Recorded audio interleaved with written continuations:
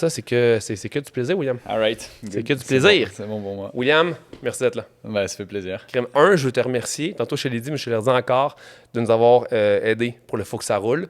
Vos bars, man, là, je te jure, quand on était à genre, mettons, 100 km dans la pluie, puis on a chacun une barre par jour, là, des fois, on attendait, là. On était après, comme à la 4e pause, on était comme, on prend-tu la barre? Puis quand on la prenait, là, tabarnak, gros. Moi, j'ai fait des bars maison pour qu'on puisse manger là-bas. Ça goûtait vraiment pas bon versus vos bars, là. C'est comme vos bars étaient next level. C'est comme un petit... C'est une douceur, c'était bon dans la bouche, là. Fait que, mais écoute, c'est gentil. Merci pour le feedback. C'est fait pour ça. Oui, mais c'est comme la texture de vos bars sont parfaites. Ouais. Tu sais, on était soufflé. On était un peu déshydraté, cossin, puis on dirait que mes bars que j'avais faites maison, là, qui étaient pas super bonnes, étaient très secs en bouche. Mais comme top level sec. Puis les vôtres, on dirait que c'est comme fait pour que quand je la mange, même si je suis un peu soufflé, même si ça se digère bien, ça en tout cas. On dirait que c'est une pub je vais te rassurer, hein, les premières qu'on a faites, nous aussi, dans notre cuisine, elles étaient sèches. Hein. Et même les premières qu'on a vendues dans nos premiers événements sportifs, quand on allait à la rencontre des clients, on avait une durée de vie de la barre qui était assez limitée parce qu'elle séchait extrêmement vite. Donc, c'est sûr qu'après, avec le processus d'industrialisation, puis au final, toute la recherche et le développement qu'on a fait derrière sur les produits pour l'optimiser exactement pour ce genre de situation, ça nous permet d'arriver là, mais 5 ans après, quoi. Donc, ça nous a pris énormément de temps, quoi. Mais là, tu parles de cuisine. Là, j'ai lu un peu sur NAC, sur d'où ça part, etc. Dans une cuisine d'un restaurant, à qui le restaurant? Comment ça s'est... Je comprends pas. Qu'est-ce qui s'est passé? Le tout début de l'histoire, à la base, donc, l'idée derrière NAC, c'était de faire de la nutrition sportive en commençant par des barres énergétiques de manière plus écologique. Et la manière dont on a voulu rendre ça plus écologique, c'était d'inclure en fait les protéines d'insectes, qui est la source de protéines en fait la plus écologique au monde, dans les produits. Donc là, on a commencé à commander justement de la poudre de grillon auprès d'un fournisseur qui était basé en Ontario, qui était le seul fournisseur en fait quasiment en Amérique du Nord. Donc on a contacté cette personne-là, il nous a envoyé de la poudre de grillon, puis on a commencé à faire ça dans notre cuisine, et on s'est rendu compte qu'on n'était pas du tout des chefs et qu'on n'était pas capable de faire ça, donc on est allé chercher de l'aide. Et là, on a rencontré en fait les propriétaires du restaurant du Pastaga dans le Myland. Et qui nous ont en fait offert leur service, puis qui nous ont aidé à développer nos premières recettes de bar. Et on avait accès à leur cuisine dans les horaires en fait où ils étaient fermés, et on allait faire tous nos tests en fait de développement de recettes et nos premières batchs de production nous-mêmes. Avez-vous un chef ou quelqu'un qui était bon en cuisine, ou c'était juste... Non, vous êtes 3 dans le truc, non? On était 3 donc, à cette époque-là, quand on a démarré la compagnie. Et puis, il y avait justement le chef du Pastaga, Louis-Philippe Breton, qui était là avec nous, puis qui nous conseillait sur les ingrédients qu'on devait utiliser. Nous, on avait l'aspect technique du produit, l'aspect performance, les ratios qu'on voulait aller chercher dans nos fiches nutritives, les ingrédients aussi qu'on aimait bien, avec lesquels on voulait travailler. Et lui, après ça, a apporté le côté bon au goût, en fait. C'est ça, qui est quand même pas négligé quand tu fais le bar, là. C'est ça. En fait, lui, la première version qu'il nous a fait, on lui avait demandé de nous en faire une toute seule. Mais lui, la première version qu'il nous avait fait, c'était un gâteau. Quand on a regardé les fiches nutritives, on était là, on n'est pas là-dedans du tout, c'était beaucoup trop gras, beaucoup trop sucré, ça fonctionnait pas. Nous, on avait une version qui, à l'inverse, c'était beaucoup trop sportive, puis qui goûtait vraiment pas bon, puis qui se tenait pas, puis qui fonctionnait pas. Et quand on a travaillé ensemble pour mettre nos connaissances en fait en commun, on a réussi à avoir une première barre qui avait de l'allure, qui se tenait, qui avait une fiche nutritive qui correspondait à ce qu'on voulait pour les athlètes. Et puis, par la suite, on a travaillé sur le goût, et puis c'était correct, quoi. C'est le challenge entre faire quelque chose qui est parfaitement nutritif pour un athlète et vraiment bon en bouche, c'est là que ça va être super compliqué, parce que moi, ce que j'ai fait, comme nos bars qu'on a fait pour là-bas, nutritif, parfait. Goût, -4. C'est vraiment dégueu, là. Je me demandais s'il y avait un chef qui vous aidait, s'il y a quelqu'un à l'équipe qui mettait un peu d'amour dans la barre pour que ça goûte bon, tu sais. En fait, dans un premier temps, déjà, ça doit être un focus de l'entreprise, t'sais. Puis je pense que pour beaucoup de compagnies dans la nutrition sportive, le focus, il est pas là-dessus, il est uniquement sur la performance. Nous, chez NAC, c'est vraiment un des critères numéro 1, dans la manière dont on confectionne nos produits. Il y a le côté, justement, gustatif, il y a le côté performance, et il y a le côté écologique. Et le côté gustatif, pour nous, il est extrêmement important, parce que comme tu le mentionnais, dans ton effort où tu vas faire 1000 km de vélo, si c'est un produit sur lequel tu rely beaucoup et puis que tu consommes en fait tout au long de ton effort, il faut que ce soit réconfortant. Tu peux pas avoir un produit qui coûte pas bon et qui nécessite un effort supplémentaire pour toi de manger quand tu fais des efforts aussi longs. Donc ça, c'est vraiment quelque chose que nous, on a intégré dans le développement de nos produits et qui fait partie de notre processus et qu'on va tester énormément pour avoir un produit qui soit bon au goût et qui soit pas fatigant en fait et qui tombe pas sur le cœur en fait à l'effort. Donc ça, on l'a internalisé, puis ça fait partie de nos lignes directrices de développement de nouveaux produits, quoi. C'est drôle que tu parles de tombe pas sur le cœur parce que, tu sais, quand j'ai fait mon 30 heures de vélo, mon coach, mon mentor de vélo m'a dit, tu sais, trouve des produits que tu peux manger qui t'écœurent pas, tu sais. Ouais, Puis j'ai dit, man, moi, bonbon, m'écœure jamais. Il fait, non, ça, tu penses. Le mec, tu manges 90 grammes de glucides à chaque heure, puis qui va être 3 heures du matin, puis ça fait genre 12 fois, tu manges. Il y a des chances qu'à t'écœure. Puis je suis comme, non, man, des bonbons, c'est bon tout le temps. Bonbons, chocolat, noix, mettons, là, genre, je suis down, là. Puis j'étais tanné en tabarnak, là. J'étais tanné, là. Genre, j'ai pris une année, il fallait que je mange parce que j'étais tout seul dans la nuit. Il n'y avait pas rien de vert, tu sais, j'en le fond de Plessisville, je sais pas où. Puis j'étais comme, je viens que des bonbons à manger, puis j'ai pas le goût de manger. Puis je les ai pas mangés, parce que j'avais mal au cœur quand j'étais tanné de manger. Fait que, tu sais, je pense que c'est un aspect que, avant que tu fasses un truc d'endurance, avant que tu fasses justement un 10 heures d'effort physique, parce que tu manges quand même beaucoup à travers le 10 heures, tu ne caches pas à quel point quelque chose peut te faire, pas vomir, mais peut vraiment t'enlever le plaisir. Puis là, si tu manges pas, tu es plus brûlé. Fait qu'à quel point, comme là, mettons, mes bornacs étaient dans la voiture que mon ami avait à l'hôtel, puis j'étais comme, asti, j'aurais dû m'emmener des bornacs. Parce que ça, moi, j'en prends 2-3, puis j'ai pas mal au cœur, j'ai pas envie de, comme, mais les bonbons, je suis tanné. Fait que c'est important que justement que ça tombe pas sur le cœur. T'sais. Si on revient là, avant la cuisine, l'idée, tout ça, d'où ça part, parle-moi du début de NAC, là. Tout début de NAC. Le début de NAC, c'est une idée entrepreneuriale. J'étais avec justement mon associé Mine, puis au début Antoine qui était là. Ouais. On cherchait à se partir en affaires. On avait tous quitté nos emplois. On voulait faire quelque chose avec plus d'impact, changer notre quotidien. Puis on commençait à brainstormer puis à chercher des idées de choses qui nous passionnaient. Mine et moi, on était deux triathlètes, donc passionnés par justement le repoussement des limites, le dépassement de soi. Et on a commencé à s'entraîner énormément, 10 à 15 heures par semaine en triathlon. Ah ouais. Et de là, en fait, on a commencé à prendre connaissance de la nutrition parce que nos premières sorties en fait on sortait en bike, on faisait des sorties de 100 kilos et on partait avec genre 500 millilitres d'eau, tu vois. Okay, c'est ça, et en fait on n'arrêtait pas de péter dans nos sorties, tu vois, parce que on explosait de fatigue, plus d'énergie, puis on comprenait pas pourquoi, puis les triathlètes qui s'entraînaient avec nous, ils nous disaient les gars, faut manger un peu, quoi. C'est normal, tu vois, tu peux pas faire ça. Mais ni lui ni moi on avait été familiers avec les sports d'endurance à ce moment-là. Okay. Et donc là, on a capté qu'il y avait tout un nouveau monde qui s'ouvrait à nous. On a commencé à se renseigner puis à apprendre sur la nutrition sportive, réaliser à quel point c'était vraiment un pain pour beaucoup d'athlètes d'endurance. Et en réalité, tu as 80% des abandons de courses sur des courses d'endurance qui sont liés à la nutrition. Soit parce que les gens, comme tu disais, ils sont tannés, ils peuvent plus manger de sucre, puis à un moment donné, ils peuvent plus s'alimenter, plus d'énergie, obligés de mettre le clignotant, de se ranger sur le côté, puis d'arrêter la course, des vomissements, beaucoup de problèmes en fait qui sont liés à la nutrition. Et ben nous, en s'y intéressant, en fait, on a commencé à se passionner sur cet aspect-là, puis à regarder comment on pouvait nous améliorer notre stratégie de nutrition.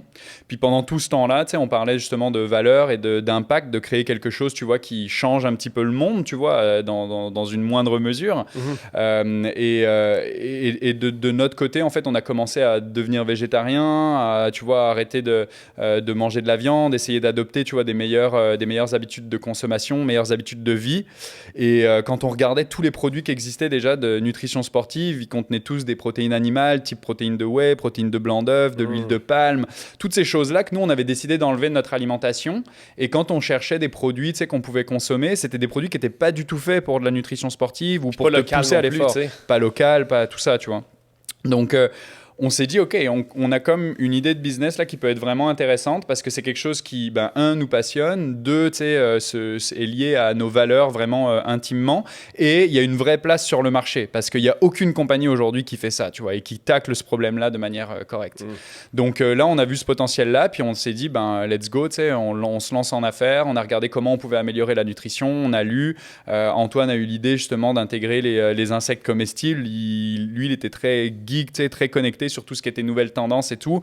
Il nous a dit, les gars, tu sais, les insectes, je pense que ça peut être vraiment intéressant. On a commencé à lire, voir que les grillons, c'était vraiment l'insecte qui correspondait le plus à ce qu'on voulait en termes de valeur nutritive et tout ça.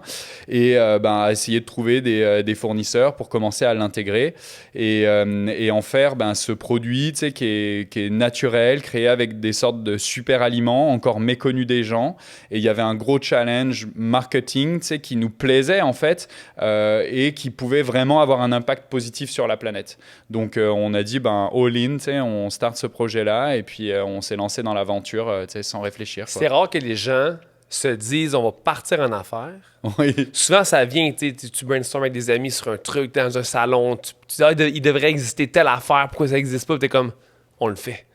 Souvent, ça vient de là. Vous autres, c'est bizarre que ça a été l'inverse. Vous êtes dit, OK, cool, on veut être des entrepreneurs, on veut faire quelque chose. Mais avant ça, tu as fait ton business. OK, c'est ça. Là. C'est que je t'ai pris l'histoire un petit peu en cours. Mais avant ça, donc, on a travaillé, Mine et moi, on a été collègues pendant 3-4 ans chez Groupon au Canada. Okay. Mine, ça a été le premier employé de Groupon Canada qui a parti la filiale ici. Oh, wow. C'est une entreprise qui a eu les plus grosses croissances, tu vois, de tous les temps. Donc, on a été baigné, tout de suite dans un milieu très entrepreneurial, très, start-up, tu vois, croissance assez importante. Et on a pris, on était très entrepreneurs parce qu'on n'avait pas de... on n'avait personne à qui on rapportait directement au Québec. Les gens à qui on rapportait étaient au début en Europe, puis après finalement aux États-Unis. Donc on avait vraiment l'impression de gérer notre propre business. Puis c'est une business qui a une croissance de 0 à 40 millions sur à peu près 3-4 ans pendant la période dans laquelle on était là-bas. Et donc on a développé une certaine affinité tous les deux à travailler ensemble et puis à travailler en équipe. Et puis, pendant qu'on était dans ce cycle-là, on a déjà eu cette envie de se partir en affaires. Donc, on avait commencé à démarrer quelque chose de notre côté, qui était à la base un site, en gros, de petites annonces, pour rapporter de la confiance, tu vois, dans les réseaux sociaux comme Kijiji. En fait, apporter Kijiji dans un réseau plus social et plus de confiance, globalement. Et on avait commencé à développer notre plateforme-là, mais on n'avait pas les compétences technologiques pour faire ça. On avait commencé à apprendre à coder, à aller là-dedans, puis à se lancer à fond dans cette aventure-là, quitter Groupon pour lancer ça. Ça n'a pas marché. Et après ça, on cherchait vraiment une autre idée, quelque chose qui nous drivait plus et dans lequel on pouvait avoir un vrai impact. On voulait vraiment être maître de notre avenir, parce que dans le précédent projet, on avait travaillé avec une personne qui était notre CTO, tu vois, qui faisait vraiment tout le développement, mais on était complètement dépendant de ses avancées à lui, tu vois, pour vraiment lancer le projet. On voulait avoir quelque chose que nous, on maîtrise, mais nous, on est deux gars d'école de commerce, on est deux gars de vente, de marketing, en gros, on sait rien faire, quoi, tu vois. Donc, on voulait se partir en affaires. On cherchait quelque chose qui était peut-être plus traditionnel, qu'on allait plus pouvoir maîtriser pour gérer vraiment notre avenir. Donc, on est allé dans un produit plus hard goods, tu vois, plus matériel, qui nous touchait plus par rapport à notre expérience en tant que consommateur, quoi. Puis quand est-ce que tu te dis, je quitte Groupon? À un moment, c'est de juste donner une deadline, de se dire, regarde, il faut qu'on quitte à tel moment, et puis on a décidé de partir. Sans avoir l'idée de NAC en tête. Non, on n'avait pas encore l'idée de NAC. On était dans notre projet de petites annonces. Là, qui finalement n'a pas marché. N'a pas vu le jour. On a quitté, on a commencé à travailler sur ce projet-là. Puis là, justement, la troisième personne avec qui on travaillait n'était pas prête à lui quitter son emploi. Puis ça avançait pas à la vitesse qu'on voulait. Ouais. Donc c'est là qu'on s'est dit, ça nous prend autre chose. Il faut quelque chose qu'on puisse maîtriser. Mais tu sais, je suis en train d'aller sur des subventions. Je suis en train d'aller sur des... Je suis en mode là... C'est comme si je retombe niveau début entrepreneurial parce que j'ai un autre projet que je pars bientôt. OK. Puis, tu sais, vu que j'ai une business depuis 5 ans qui roule, tu sais, j'écoute plus vraiment de TED Talk. Je lis plus vraiment sur tout ce qui est marketing, branding. Puis là, je suis comme retombé comme enfant. Puis on dirait que je relis tout. Je tombe dans un mode d'apprentissage incroyable, tu sais. Puis je me rendais compte que beaucoup de gens disent si t'es pas prêt à partir à business puis à travailler 100% là-dedans, c'est que t'es pas prêt à y aller. Dans le sens où tu peux pas travailler temps partiel puis lancer une grosse business, ça fonctionne pas comme ça. Il faut que tu ailles 100% du temps. Fait que si ton autre partner dit « Ouais, je garde mon emploi », ben là, nous, on est prêts. Comme année, faut que je comprends qu'au début, tu peux placer tes cartes, placer ton modèle d'affaires, ton plan d'affaires, mais quand tu dis « Je lance », il faut que tu sois 100%, tu committes à ça 100%. Exactement. Quitte à pas avoir d'emploi pendant, ni de revenus pendant 3-4 mois. Prépare-le, si tu peux. ou même si tu peux pas. Dans le sens, c'est comme c'est là, ça se passe, c'est go, vas-y. Là. Ouais, après, tu sais, c'est chaque personne qui va vraiment vivre son expérience aussi, tu sais, en fonction de l'opportunité et puis de comment, tu sais, quelle tolérance il a au risque et à tout ça, tu sais. Et c'est là qu'on n'est pas tous égaux et tu sais que certaines personnes sont plus tu sais go-getter à tout lâcher puis tu sais à aller se lancer dans l'aventure à 100%, puis pour d'autres ils ont besoin d'avoir, tu sais, d'être rassurés, d'avoir déjà des chiffres qui démontrent une certaine traction avant de pouvoir se lancer pleinement dans l'aventure. Donc c'est sûr que ça, chaque situation est différente et pour nous le timing était bon et on était prêt à se lancer. C'est juste que c'est pas tombé exactement au même moment, tu sais que. Puis ta tolérance au risque, ça ressemble à quoi, toi? J'ai quand même une assez forte tolérance au risque, encore plus à cette époque-là. Tu sais, j'avais 25 ans au début de NAC. Je sortais des études, j'avais travaillé pendant 3 ans chez Groupon, j'avais pu faire suffisamment d'argent pour avoir un petit matelas de sécurité, pas d'enfants, tu vois, genre j'étais probablement à une période de ma vie où je pouvais prendre le plus de risques aussi, puis j'en avais conscience et je me suis dit c'est le moment d'y aller, tu sais, t'as quoi à perdre. Worst case scénario, j'aurais fait ça n'a pas marché, et puis après ça, je retrouverai un emploi, et tu sais, ça va que rajouter de la valeur à mon profil en réalité, tu vois, de se donner cette expérience-là. Donc je me suis dit que pour moi, c'était le bon timing, et maintenant, ma tolérance au risque est un peu différente, tu sais, j'ai une femme, j'ai eu un bébé en janvier, donc tu vois, forcément, j'essaye d'avoir une structure de vie aussi qui me permet d'aller atteindre une certaine situation professionnelle, une situation de vie pour ma famille aussi, quoi. C'est clair que là, en ce moment, ton risque n'est pas juste individuel. T'sais. Non, c'est ça. Tu as d'autres personnes dans le bateau avec toi. Exact. Fait que c'est te mettre à risque, aucun problème. Mettre à risque les gens que tu aimes, pas qui dépendent de toi, mais qui sont quand même dans ton secteur très proche, qui vont être impactés par ton risque. Exact. Et c'est sûr qu'il faut que tu te poses plus de questions un petit peu avant de te lancer. T'sais. Ouais, puis tu sais, dans notre début d'aventure, moi au début j'étais aussi avec ma femme, tu vois, qui elle était en France en fait à la base, est venue me rejoindre ici, elle a repris des études, donc j'ai essayé de l'aider, tu sais, comme je pouvais à ce moment-là, tu vois, pour qu'elle puisse reprendre ses études avant de pouvoir travailler. Puis moi, le moment où je me suis lancé en affaires, c'est le moment où elle commençait à travailler, donc elle pouvait aussi, tu vois, subvenir à nos besoins à ce moment-là. Donc il y a eu, tu sais, comme une période aussi où ça tombait à pic pour moi, tu vois, puis elle nous a aidés financièrement à démarrer ce projet-là aussi, parce que, tu sais, elle pouvait payer, tu sais, pour notre loyer ou ce genre de choses quand moi j'avais plus de revenus. Donc, tu sais, elle a aussi participé dans une certaine mesure au démarrage, tu vois, de NAC, et puis, tu sais, de donner vie à ce projet-là. Donc, maintenant, tu sais, c'est l'investissement, il est fait, il faut que ça roule aussi. Oui, clairement, oui. Tu vois, c'est ça, quoi. L'idée est là, vous dites on se lance, let's go. Comment vous développez vos produits pour les tests de saveurs? Vous allez les en donner dans des trucs de triathlon? Comment ça se passe au début pour faire goûter NAC aux gens? Qu'est-ce que vous faites? Ben, tu sais, on a lu beaucoup de, tu sais, tu parlais de podcasts, de lire tu sais, d'écouter des vidéos et tout ça sur comment tu te pars en affaires et tout au début. Puis on était vraiment à fond dans tu sais, dans cet univers-là. Et on avait eu une énorme frustration sur notre première expérience de pas pouvoir, tu sais, vraiment vendre le produit, de pas faire de revenus, parce qu'on était sur un système de marketplace où il fallait que tu bâtisses, tu sais, l'offre et la demande en même temps. Ouais. Mais ce genre de plateforme-là, avant que ce soit rentable et que ça fasse de l'argent, ça peut prendre des années, tu vois. Voire ça peut jamais arriver. Et là, on voulait vraiment, genre notre focus, c'était de faire la première vente. Et on s'est dit, il faut qu'on aille le plus rapidement possible, trouver notre premier client et faire cette première vente. Exact. Donc, en gros, on a voulu développer notre produit. On faisait nos échantillons dans la cuisine du Pastaga, puis on faisait nos tests, on goûtait nous-mêmes, tu sais, puis rapidement, on voulait faire des plus grands échantillons pour les amener à nos collègues triathlètes avec qui on allait s'entraîner. Puis on leur amenait ça au début de l'entraînement. On leur disait, vous goûtez ça pendant le training et tout ça.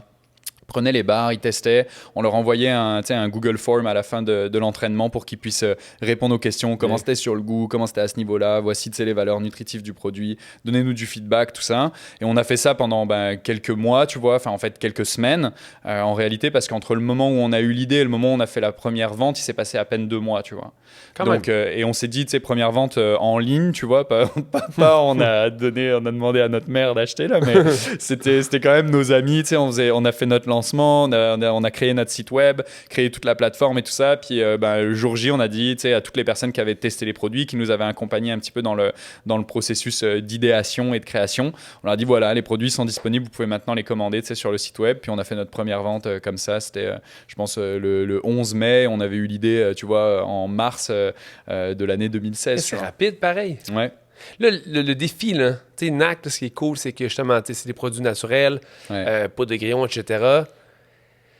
Le sacrifice ou les problématiques face à avoir un produit qui est tellement parfait, tu sais, comme c'est naturel, vos sacs sont recyclables, tout est parfait. Là. Mais le challenge financier de vendre quelque chose qui vaut tellement plus cher que ce qu'on se retrouve déjà sur les tablettes, à quel point ça a été dur au début de gager les prix. Est-ce que vous avez été un peu trop conservateur? Est-ce que vous avez été direct dans le bon range de prix? Ça a-tu été un problème ou non? Ouais, ça a été vraiment hyper challengeant parce que tu te bats face à des compagnies multinationales qui ont des produits qui sont ultra largement distribués et qui ont des économies d'échelle qui sont hyper importantes. Après tu te compares à des joueurs qui sont plus similaires à toi dans les types de produits qui sont proposés, mais nous très rapidement, moi j'ai fait des études en marketing, puis j'ai eu des cours de marketing vert, et puis ma profonde croyance, c'est que je crois que des produits qui sont plus santé, plus éco-responsables, pour être vendus de manière très large et être compétitifs, il faut qu'ils soient autant compétitifs. Pour nous, ce serait sur l'aspect performance et sur l'aspect financier. Ouais. Si tu n'arrives pas à vraiment faire compétition en fait aux plus gros joueurs, ça va être difficile pour le client final vraiment de faire le choix d'aller vers ce produit-là, tu vois. Ouais. Donc on a toujours voulu être quand même assez compétitif à ce niveau-là, mais nos premières barres, elles étaient globalement vendues, je pense, à $4, tu vois. Ce qui est très cher, et je pense ce qui nous a pas aidé, tu vois. Et petit à petit, en fait, on a capté que le prix psychologique qu'il fallait qu'on arrive à atteindre, c'était $3, tu vois. Donc, on a essayé de trouver par tous les moyens comment on pouvait aller atteindre ce prix-là. Il faut faire des concessions, tu vois, à des endroits comme des autres. Par exemple, au début, nos premières barres, je pense qu'elles devaient faire 65 grammes, tu vois. Aujourd'hui, nos barres, elles font 50 grammes. Je vais être franc avec toi, là. Ouais. J'ai marqué. Ouais, bien sûr, ouais. J'ai marqué. Les premières barres que j'ai achetées étaient dans un emballage différent même. Là. C'est pas l'emballage aujourd'hui. Là. Ouais. Puis j'ai fait, il était comme plus rectangle, je pense. C'est moi qui fou. Mais puis quand c'est passé plus petit, j'ai fait. Moi, je l'ai vu. Je pense pas qu'il y a beaucoup de gens qui l'ont été remarqué. Non, il y en a qui l'ont vu, puis on l'a aussi annoncé officiellement, tu vois, dans nos communications avec nos clients, on a été très transparent sur voilà pourquoi on a réduit ça, voici tous les changements qu'il y a eu dans le produit. Et on a été très transparent là-dessus, et on sait très bien qu'on est beaucoup plus compétitif avec notre produit aujourd'hui, tu vois, avec un grammage, tu vois, qui est à 50 grammes que les produits qu'on avait avant à 65 grammes et qu'on en vend beaucoup plus aujourd'hui, tu vois. Exact. Donc à la fin de la journée, c'était une très bonne décision d'affaires. Pour le client, la valeur perçue, elle est identique. Tu sais, le prix, en fait, au gramme reste identique, mais au moment où tu fais ton achat, finalement, tu vois, tu payes moins cher. Donc, il y a eu beaucoup d'avantages pour nous à réduire le prix à ce niveau-là. Et puis après ça, on s'est aussi allié à des plus gros partenaires qui nous ont aidés à réduire les coûts par des économies d'échelle qu'ils ont sur des ingrédients qu'ils achètent pour beaucoup d'autres clients. Et puis on a réussi à être beaucoup plus compétitif sur le prix. Et ça nous a permis d'atteindre un niveau d'entreprise, de revenus beaucoup plus intéressant. Oui, clairement. Si on parle du début, y a-tu d'autres je dis erreur entre guillemets, là, mais y a-tu d'autres trucs que vous avez plus de temps? Y a-tu d'autres trucs que vous avez un petit peu échappé, que vous avez fait celle-là, on aurait dû faire différent? Y a-tu d'autres moments que tu as en tête qui te vient, que tu dis ça là, aujourd'hui, là, avec du recul, j'aurais fait la plus grosse erreur qu'on ait fait, je pense que c'est globalement d'avoir un produit qui goûtait pas assez bon dans nos premières années. Okay. Malgré tout l'effort qu'on a mis là-dessus, tu vois, je pense qu'on était un peu omnibulés, tu vois, par notre projet, puis les consommateurs, qu'on interrogeait, c'était aussi quand même des gens qui étaient relativement proches de nous, donc je pense qu'ils voulaient nous encourager aussi et tout, mais je pense qu'on avait un produit qui n'était pas assez bon, tu vois. Qui était certes très performant, mais pas assez bon. Et on est arrivé avec un nouveau produit, avec une nouvelle source de protéines.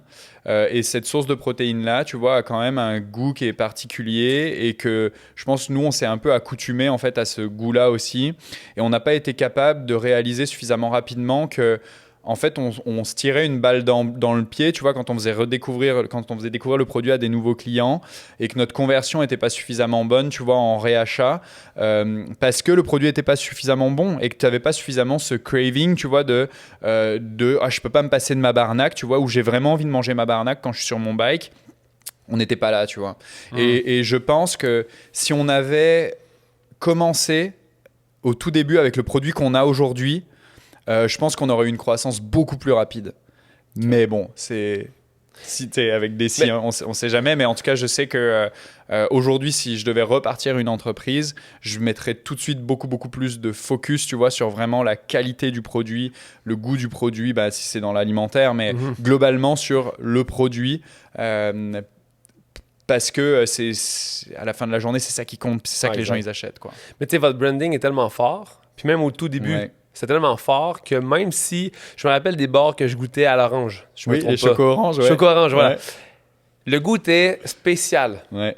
Mais moi, tu sais, je suis pas quelqu'un qui est tant attentif au goût. Moi, si c'est performant, si c'est naturel, je le prends. C'est pas aussi bon, j'en ai rien à foutre. Moi, je pense vraiment plus à carburer avec ma nourriture que de vivre une expérience culinaire, tu sais. Puis je les prenais pareil parce que je m'en foutais de... C'est moins bon que tel bar, OK, mais je m'en fous. Base de grillon, le branding est bon. T'sais, tout ça, pour moi, ça parlait beaucoup. Fait que je pense que même si vos saveurs n'étaient pas autant bonnes dans le temps, vous avez créé quand même une... Tu sais, NAC, là, c'est comme une communauté, là. Ouais, 100%. Vous réussissez, c'est comme... Puis ça, dans mes vidéos que j'écoute ces temps-ci, ça me dit beaucoup que, justement, tout ce qui est communauté de brand, c'est l'avenir. Ouais, t'as pas le meilleur produit si t'as pas un branding qui est fort. Puis quand je parle de branding, je parle pas de logo, on s'en bat les couilles. Là. Je parle vraiment de à quel point on connaît la mission derrière, le why de la compagnie. Ça change tout. Là. Mais ça a été notre chance en fait depuis le début et ça nous a permis de passer des périodes extrêmement difficiles, tu vois, dans des lots justement d'entreprises. Ouais. Et ce qui nous a toujours sauvés en fait, c'est cette communauté et cette proposition de valeur qu'on avait avec des gens qui nous suivaient, tu sais, puis qui embarquaient dans cette vision-là.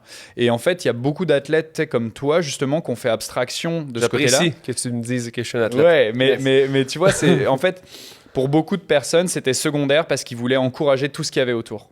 Ouais, voilà. Et ça nous a permis de passer une première strate justement de business et de construire quelque chose de solide, mais ça nous empêchait d'aller au-delà de ça. Je comprends. Parce que après ça, pour sortir de ce premier noyau, ça prend quelque chose de plus solide. Et c'est là qu'on a réalisé que ça nous prenait un autre produit. C'est là qu'on a refait notre emballage pour être plus accessible à plus de monde et qu'on a refait nos recettes et qu'on a continué d'avancer en fait ça. Et ça, c'est le cycle permanent en fait des entreprises. C'est tout le temps comment tu crois, tu atteins un plafond, comment tu vas au prochain plafond. Et il y a toujours des problèmes à régler. Puis c'est ça qui me passionne aussi dans l'entrepreneuriat, c'est que c'est sans cesse, il faut se regarder, se réinventer, écouter les clients et puis trouver des manières d'aller à la prochaine étape. Et c'est sûr que pour se rendre à l'étape d'après, il fallait qu'on améliore notre produit. Ah, c'est clair. Mais tu sais, pour les athlètes comme moi et les autres athlètes qui parlent de NAC, tu sais, j'ai vu plein de photos de gens qui prennent des photos avec les bars NAC. Les gens sont fiers, tu sais. Ouais. Puis cet été, j'avais dit à Amine que j'allais faire des stories pour les bars NAC. Puis moi, me mettre dans une caméra, faire « Bonjour, voici cette barre, elle est délicieuse. » C'est pas moi, tu sais. Mais quand je l'ai faite pour NAC, c'est naturel, man. Genre, le fait que je puisse plugger un produit, si on veut, sur Instagram, puis que je parle en plus, pas juste une photo là, que je parle, puis que j'en parle, j'étais hyper à l'aise parce que votre branding je connais vos valeurs d'entreprise, fait que je le ferai gratuitement, tellement que le brand est fort, tant que ça me parle comme mission. Puis on dirait qu'à travers les photos d'athlètes que j'ai vues de Story, je sens que les gens sont fiers de parler de NAC. Ils sont contents. C'est pas, tu sais, je porte du NAC, ou pas je porte du NAC, mais je prends des photos avec du NAC parce que je suis content, puis j'appartiens à ce... C'est plus grand qu'une compagnie. C'est vraiment comme des gens qui ont les mêmes valeurs, les mêmes visions de... On veut manger santé, on veut être quand même performant, mais on veut pas non plus négliger tout l'aspect naturel, éco-responsable, la patente, tu sais. Qu'est-ce que tu penses que tu as réussi à mettre sur place pour créer cette communauté-là, tu sais? C'est vraiment drôle ce que tu dis. Je te remercie pour tous ces bons mots gratuit, et tout. Je ne demande pas des bars en échange. Hein. et j'ai une anecdote par rapport à ça qui est vraiment drôle, à quel point, tu vois, justement, NAC, c'est une certaine communauté de personnes qui se ressemblent et puis qui se tiennent ensemble pour certaines valeurs et certaines raisons. Et j'ai un de mes amis, un coup, qui me racontait qu'il se promenait en vélo, il était en commute, puis... je sais pas, il allait comme à contresens, ou bref, il s'est comme pogné avec une voiture, tu vois, puis il était avec sa casquette NAC, et le gars a commencé un peu à l'engrainer, ouais, qu'est-ce que tu fais, pourquoi tu me coupes devant, t'es à contresens, machin. Puis il a vu qu'il avait sa casquette NAC, il dit, ah, ça va, c'est correct, t'es avec NAC et tout, c'est correct, man, c'est chill, vas-y. Wow. Et ça, c'est quelque chose qui m'est vraiment resté dans la tête, parce que je me suis dit, ah, c'est fou comme... les marques que tu portes et tout ça. Moi, aujourd'hui, j'ai du Patagonia, ce genre de choses-là. Ah ouais. À un moment donné, c'est tes choix de consommation, tes choix de consommateur qui disent aussi qui tu es et à quel point, on parle de consommateur, tu vois, à quel point tu peux avoir un impact sur le monde par tes choix et tes habitudes de vie et de consommation. Et ça, je trouve ça très fort. Et je pense qu'effectivement, on a réussi... à créer un petit peu ça, tu vois, avec NAC, par les valeurs, pour lesquelles on a créé la business avant tout, et par notre manière de vouloir redonner, et être dans la communauté, supporter des projets, comme lesquels tu as fait. Et ça, globalement, c'est des choses qu'on nous rend un petit peu par cette manière-là. Et les gens sont fiers, de parler de la marque, de parler du produit, parce que ça rentre dans leur noyau fort de croyances. Et comment on a fait ça je pense qu'il y a plusieurs choses, mais dans nos débuts, en fait, le moment où on a réussi, je pense, à se faire connaître, c'est quand on a fait notre première campagne de sociofinancement. Puis ça, c'était peut-être 6 mois après qu'on ait démarré. On avait démarré en mars, on a fait notre campagne, je pense, en novembre. Ça faisait 6 mois qu'on faisait des bars à la main, on n'était plus capable. On savait qu'il y avait une vraie limite aussi en termes d'expérience de produits qu'on donnait. C'était emballé dans des petits sachets qu'on refermait à la main. C'était pas idéal pour les utiliser sur le vélo. Le packaging n'était pas pratique. On pouvait pas rentrer dans des gros magasins de sport avec ce genre d'emballage-là. C'était pas assez professionnel. On savait qu'on était limité. Puis on s'est dit, on va aller contacter du monde pour pouvoir rentrer finalement dans un cycle de production beaucoup plus industriel et puis qui nous permettent de croître vraiment. Ouais. Beaucoup plus professionnel. Et donc, on a commencé à contacter plein d'usines et puis on s'est rendu compte que les minimums de production, en fait, étaient vraiment beaucoup plus importants que ce qu'on était capable de payer. Donc, on s'est dit, on va faire une campagne de sociofinancement puis voir si cette communauté qu'on a bâtie au travers de tous les événements qu'on a fait pendant l'été, à aller sur des triathlons, sur des marathons, présenter le produit, parler à des clients, bâtir cette relation-là avec eux. Est-ce qu'ils vont être game de nous encourager puis d'acheter les produits avant qu'on les produise? En précommande, en fait. En précommande, exactement. Et donc, en fait, on s'est reviré de bord comme en 4 jours, puis on a décidé de créer cette campagne-là. On a fait une vidéo et tout ça. Et je pense que dans cette vidéo-là, c'était tellement authentique, puis il y avait de l'humour, puis on a bien réussi à véhiculer un petit peu les valeurs de la marque et puis de personnifier un petit peu la marque par nos personnalités à tous, tu vois, d'entrepreneurs, que ce soit Antoine, Mine ou moi. Et les gens ont vu un peu qui étaient les personnes derrière la marque. On a aussi parlé du jeu de mots sur le tabarnak et tout ça. Puis ça a fait comme créer, je pense, un certain sentiment d'appartenance avec le Québec. Les gens ont voulu vraiment nous encourager dans notre aventure et tout.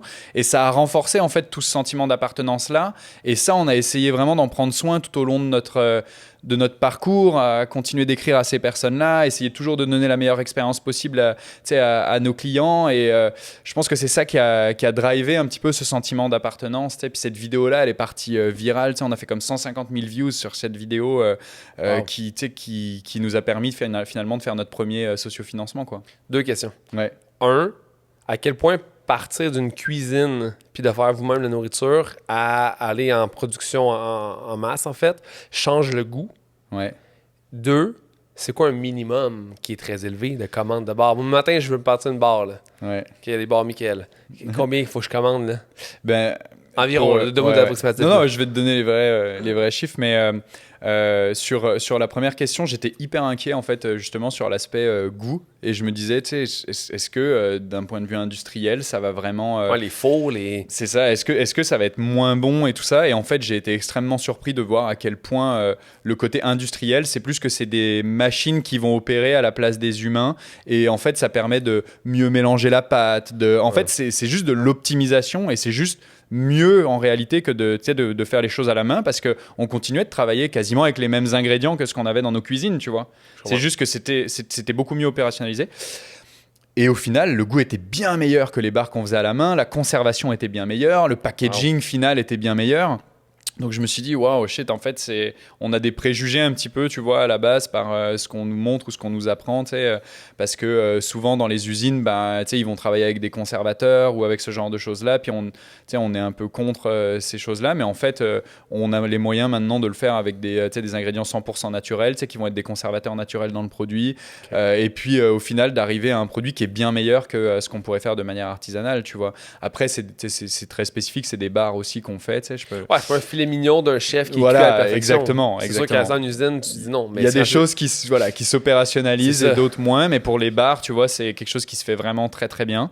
Et puis pour le côté minimum, tu vois, ben, à la base, comme tout bon entrepreneur, j'étais sur mon ordi, sur Google, je suis allé chercher des producteurs de bars. Donc là, tu tombes sur toutes les plus grosses usines, je les appelle, tu sais, puis... J'ai dit, bon, bah voilà, on a un projet, tu sais, j'aimerais ça démarrer, tu sais, des productions de bars et tout ça. Et puis, ben, les premières usines, ils me disaient que c'était 1 million minimum par run. Impossible. Ouais. Pas une saveur, toujours. Si, par SKU, ouais. Par SKU? Ouais.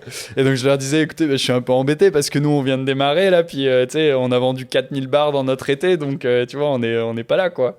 1 million? Ouais. Donc, tout de suite, je me suis rendu compte que, waouh, ça, c'est pas possible. Donc, après ça, je leur dis, bah, tu sais, est-ce que tu peux me référer peut-être à une autre usine qui serait capable d'avoir des minimums de production moins importants.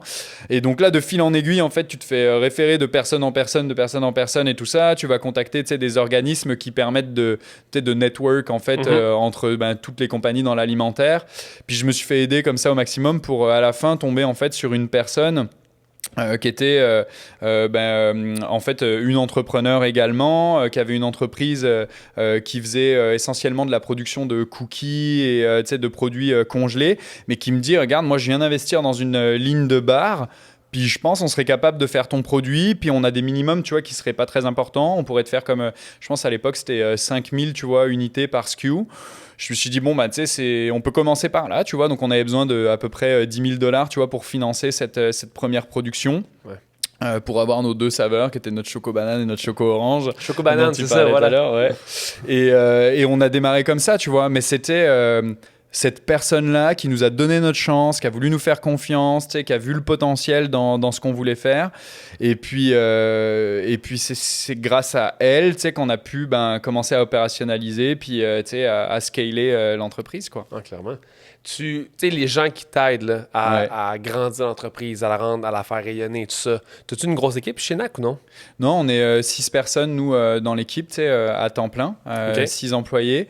Après ça, on a des personnes à l'externe, comme on a des sales reps qui nous aident, tout ça, mais et on est très bien entouré. On a beaucoup de mentors et de personnes qui nous conseillent pour certaines parties de la business, et on avance de cette manière-là. Mais on est une très très bonne équipe, très efficace. Je te dirais que j'ai l'impression souvent, c'est ce qu'on nous dit un peu aussi de l'extérieur, qu'on essaye d'avoir une exécution d'une multinationale, tu sais, avec très très peu de ressources, tant financières que humaines, et voilà, il y a une culture de la performance aussi chez NAC, tu sais, on va pas se le cacher, tu sais, on est tous beaucoup de notre équipe en fait sont des athlètes, tu sais, des personnes qui aiment se repousser, tu vois, dans la douleur et tout ça, et qui ont une forte capacité d'exécution.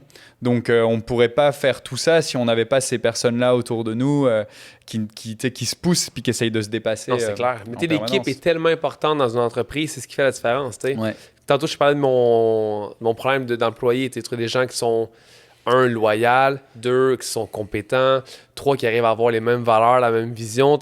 Il faut beaucoup de choses pour que tu puisses rentrer dans une entreprise qui est comme la tienne ou la mienne, où ce que clairement, tu as l'air d'être quelqu'un qui a une qui n'est pas stricte, mais vous savez où NAC s'en va. Ouais. Puis d'amener quelqu'un là-dedans, il faut que la personne fitte vraiment bien avec le truc. Ouais. Surtout si en plus tu me dis que vous avez un peu un côté de dépassement de truc, c'est quand même demandant. Qu'est-ce que tu penses que tu as réussi à mettre sur place pour avoir la bonne équipe? Ouais, bah, tu sais, après, on fait des erreurs aussi, puis on a appris justement au fil du temps comment recruter nos employés. Puis aujourd'hui, nos employés sont beaucoup plus recrutés sur leur personnalité et leur savoir-être que leur savoir-faire. Surtout dans une petite équipe de start-up où il faut être quand même assez polyvalent et être capable de pouvoir toucher à plus de choses que ton scope ou que les choses dans lesquelles tu es réellement à l'aise. Donc, on va plus recruter des personnalités, en réalité. Exact. Et tu l'as mentionné, la fiabilité des personnes pour nous est vraiment, vraiment essentielle. Et de plus en plus, on recrute dans notre communauté et dans notre cercle pour aller vraiment avoir des personnes qui vont... Il faut être ultra motivé pour travailler dans une équipe comme ça. Puis on est très straightforward. On va vraiment le dire pendant les entrevues que on est très demandant, tu vois. On est une équipe qui est très demandante. On a des attentes qui sont très élevées. On a des ambitions de performance qui sont très élevées. Et comme tout athlète, ce qui paye, c'est le travail. Il n'y a pas de cachette, tu vois. Donc on doit livrer, on doit travailler de manière organisée, méthodique et être des machines à exécuter la vision qu'on a tous. Donc il faut avoir des personnes qui comprennent cette vision-là et puis qui sont émotionnellement capables de rentrer dans cette aventure-là et puis de vivre l'aventure, tu vois. Vous êtes dans plus de 800 magasins, right? Ouais, ça c'était avant la Covid. Ah, il y en a moins? Ouais. Non, la Covid a été très, très difficile pour nous. D'un point de vue retail, avec toutes les annulations d'événements et tout ça. Donc maintenant, on a pas mal réduit, tu vois, notre quantité de magasins, à travailler plus sur la vélocité maintenant dans chacun de ces magasins-là, et on va rebâtir tout ça au fur et à mesure. Mais oui, on avait fait un énorme push sur le retail, à rentrer partout. Les produits étaient vraiment, vraiment très largement disponibles. 6 personnes dans 800 magasins. Ouais. Mais ça, c'était le taf c'était le taf de mon associé Mine, qui est une machine d'exécution et qui a passé énormément de temps sur la route à justement aller rencontrer des gens. On est là avec notre bâton de pèlerin, puis on doit convertir des gens à croire en NAC et tout ça, et on a passé beaucoup de temps à faire ça. On était aussi, il y a le mouvement de NAC, mais il y a aussi le mouvement des insectes comestibles généralement, tu vois, qu'on porte aussi énormément sur nos épaules. Probablement, tu vois, une des marques les plus importantes en Amérique du Nord, voire même dans le monde, tu vois, à faire justement des insectes comestibles pour l'alimentation humaine. C'est un micro-marché, dans lequel il faut tout faire. Et ça, c'est quelque chose qui est très difficile à porter pour nous comme entreprise, mais c'est une vision dans laquelle les gens, ils ont envie aussi de nous aider et de nous encourager. C'est ça, c'est un défi, mais je pense qu'en même temps, ça peut être un plus, tu sais. Ouais, c'est innovateur. C'est une différenciation pour l'entreprise. C'est ce qui nous a permis d'exister, de créer notre nom et tout ça. Aujourd'hui, on a décidé de diversifier dans différents types de sources de protéines. Ouais. On a des gammes de produits qui sont 100% végétales parce qu'on s'est rendu compte que juste avec des protéines d'insectes, on se fermait à tout un type de population. Soit des personnes qui sont plus végétariens ou véganes, plus extrêmes et puis qui ne voulaient pas consommer nécessairement des insectes, ou les personnes qui étaient rebutées par l'idée de manger des insectes mais qui étaient très ouverts à l'idée, tu vois, d'avoir une alimentation plus saine et plus éco-responsable. Donc aujourd'hui, en fait, avec notre gamme 100% plant-based, on n'a plus de limite. Donc là, aujourd'hui, on peut vraiment rentrer partout et s'adresser à tout type de clients, et on a réussi à pas diluer non plus l'image de marque de NAC et la vision et la mission de NAC en ajoutant, tu vois, cette gamme de protéines végétales, parce que en fait ça rentre dans la même mission et dans la même vision, tu vois, qu'est de donner une alimentation pour les sportifs qui soit plus performante et plus éco-responsable que ce qui existe déjà sur le marché, et ça rentrait 100% dans notre vision. On a mis du temps à capter que c'était quelque chose qui allait être vraiment essentiel pour nous, pour continuer à notre croissance et puis avoir des relais de croissance qui soient différents et pas juste être dépendant en fait du succès de cette industrie, tu vois, des insectes. Et aujourd'hui, en fait, on a une business qui est plus saine encore et plus stable. Et je pense que c'était un super move, tu vois, de notre part, de pouvoir diversifier les sources de protéines à ce niveau-là. Clairement. Puis si ça peut porter des gens à peut-être acheter un produit avec grillon, tu sais, comme, c'est quand même un gros changement. De manger des insectes, on dirait que les gens ils pensent que c'est comme si c'était des... Comme si on arrive de genre 1000 ans avant Jésus-Christ à manger. Comme c'est pas ça, là, comme c'est la poudre de grillon. Tu goûtes pas, nous, que c'est des insectes. On n'est pas au biodôme à manger une fourmi vivante, ça n'a pas rapport. Là. Sauf que, tu sais, je pense que d'apporter un produit qui est justement peut-être plus ouvert à tous, puis tranquillement, en même temps, avoir d'autres produits, c'est peut-être 8 personnes de plus par mois qui vont faire, je vais m'acheter ma poudre normale, plant-based. Ah, OK, moi, ça y est, une affaire de grillon. Là. Exactement. Comme, tu sais, juste pour la porte d'entrée, vas-y, on amène plus dans le basket. Tu sais, ce qu'on s'est dit, c'est que, en fait, nous, on était juste la marque, tu vois, de grillons et qu'il n'y avait pas trop de comparables, tu vois. Et en fait, aujourd'hui, vu qu'on a dans nos gammes, tu vois, de bars, par exemple, on a 2 SKU qui sont 100% plant-based, 2 SKU qui sont 100% grillons. Ça permet aux gens de comparer, en fait. Est-ce qu'il y a un vrai impact, tu vois, au niveau gustatif ou pas, tu sais? Est-ce que j'ai vraiment une raison d'avoir un dégoût, finalement, d'aller sur l'insecte? Et tranquillement, les gens, ils peuvent d'abord consommer nos produits, tu sais, 100% plant-based. Et puis après, comme tu dis, se dire je vais quand même tester, tu vois, genre si les produits que NAC font en plant-based me plaisent, il y a quand même de grandes chances que les produits à base de grillons puissent me plaire aussi, tu vois. Oui, clairement. Et quand on a commencé, tu sais, il y a 5 ans maintenant, il faut se rendre compte que les premiers événements qu'on faisait où on parlait de grillons, les gens souvent ils savaient même pas ce que c'était.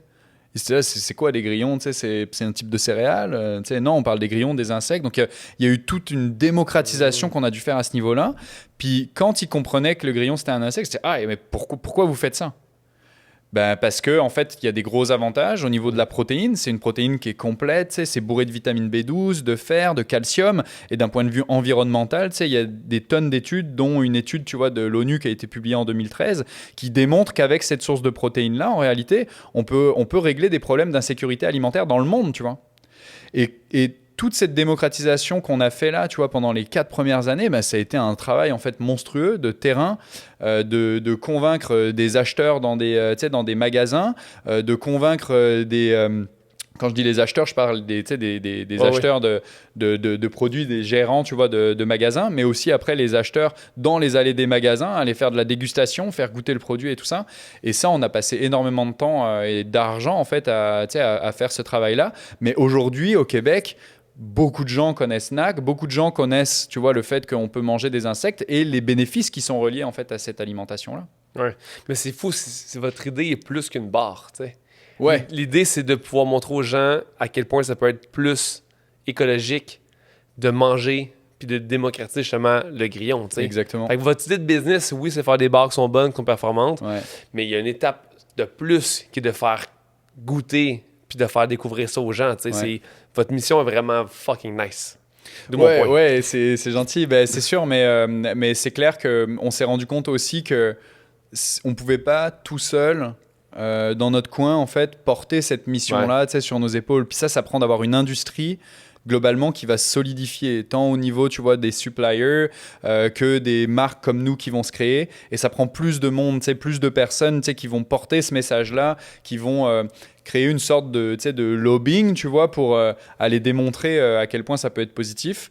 Et on peut pas faire ça tout seul, tu sais. Puis ça, on s'en est rendu compte avec le temps, tu sais, que ça demandait trop de ressources, tu sais, trop d'argent, et que nous, on doit exister comme marque aussi, au-delà de juste être une marque, tu vois, qui fait du grillon, tu vois.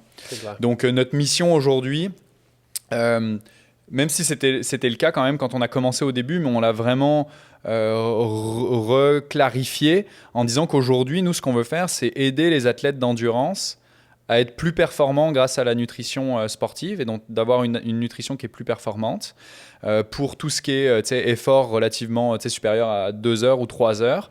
Ça, c'est vraiment notre mission pure, et de le faire avec des produits, parce que ça, c'est ancré dans notre ADN, qui soient plus éco-responsables, tant dans le choix des ingrédients qu'on va faire. On a été certifié B Corp récemment. J'ai vu, c'est cool ça. Donc ça, c'est top, tu vois. Puis ça, c'est quelque chose, en fait, on s'est rendu compte que ça, c'était notre socle, c'est les valeurs de l'entreprise. On va toujours travailler comme ça. On va faire attention à comment on est avec nos employés, comment on est avec notre communauté, comment on redonne à tout ça, comment on crée une entreprise qui a un impact positif. Mais la mission, c'est de faire quelque chose qui soit performant, et c'est pour ça que les gens ils vont acheter le produit. La raison, tu vois, derrière toutes les valeurs, c'est pourquoi ils vont rester avec la marque, et puis pourquoi, comme tu disais, ils vont en parler dans une vidéo avec fierté. C'est parce qu'on ne fait pas juste quelque chose qui est performant, c'est qu'on est une entreprise qui est consciente et qu'on essaye de faire les meilleurs choix pour notre communauté, pour nos clients, pour la planète, tu vois. C'est clair.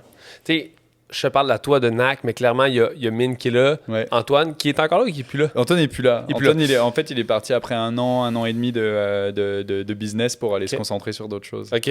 Mais tu sais, grosso modo, à la base, là, dans les 2 premières années, vous êtes les 3, là. Ouais. Qu'est-ce que tu penses que tu as comme défaut ou toc ou quelque... Tu sais, le travail d'équipe, c'est hyper important, mais partir un projet à 3, là, mon nouveau projet que je vais partir, on est 2. Ouais.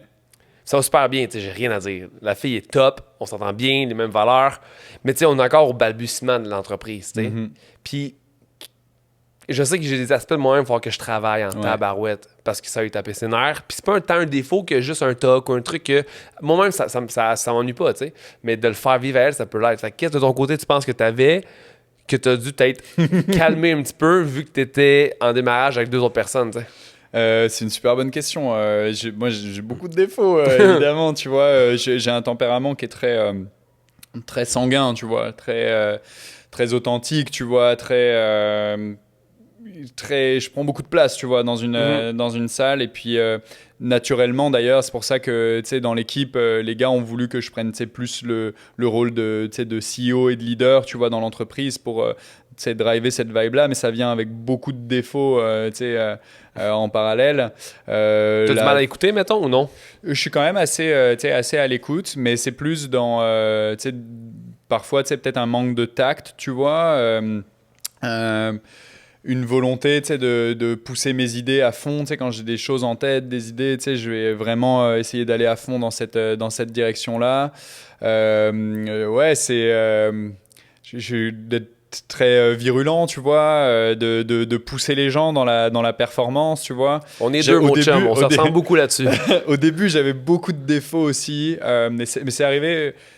Peut-être un peu plus tard quand même, mais tu sais, de micromanagement, tu vois, à vouloir trop contrôler vraiment tout. J'ai dû beaucoup travailler, tu sais, sur moi puis sur ma personnalité pour, tu sais, let things go, tu vois. Genre, t'es avec des partenaires, tu t'es associé avec eux pour certaines raisons. Exact.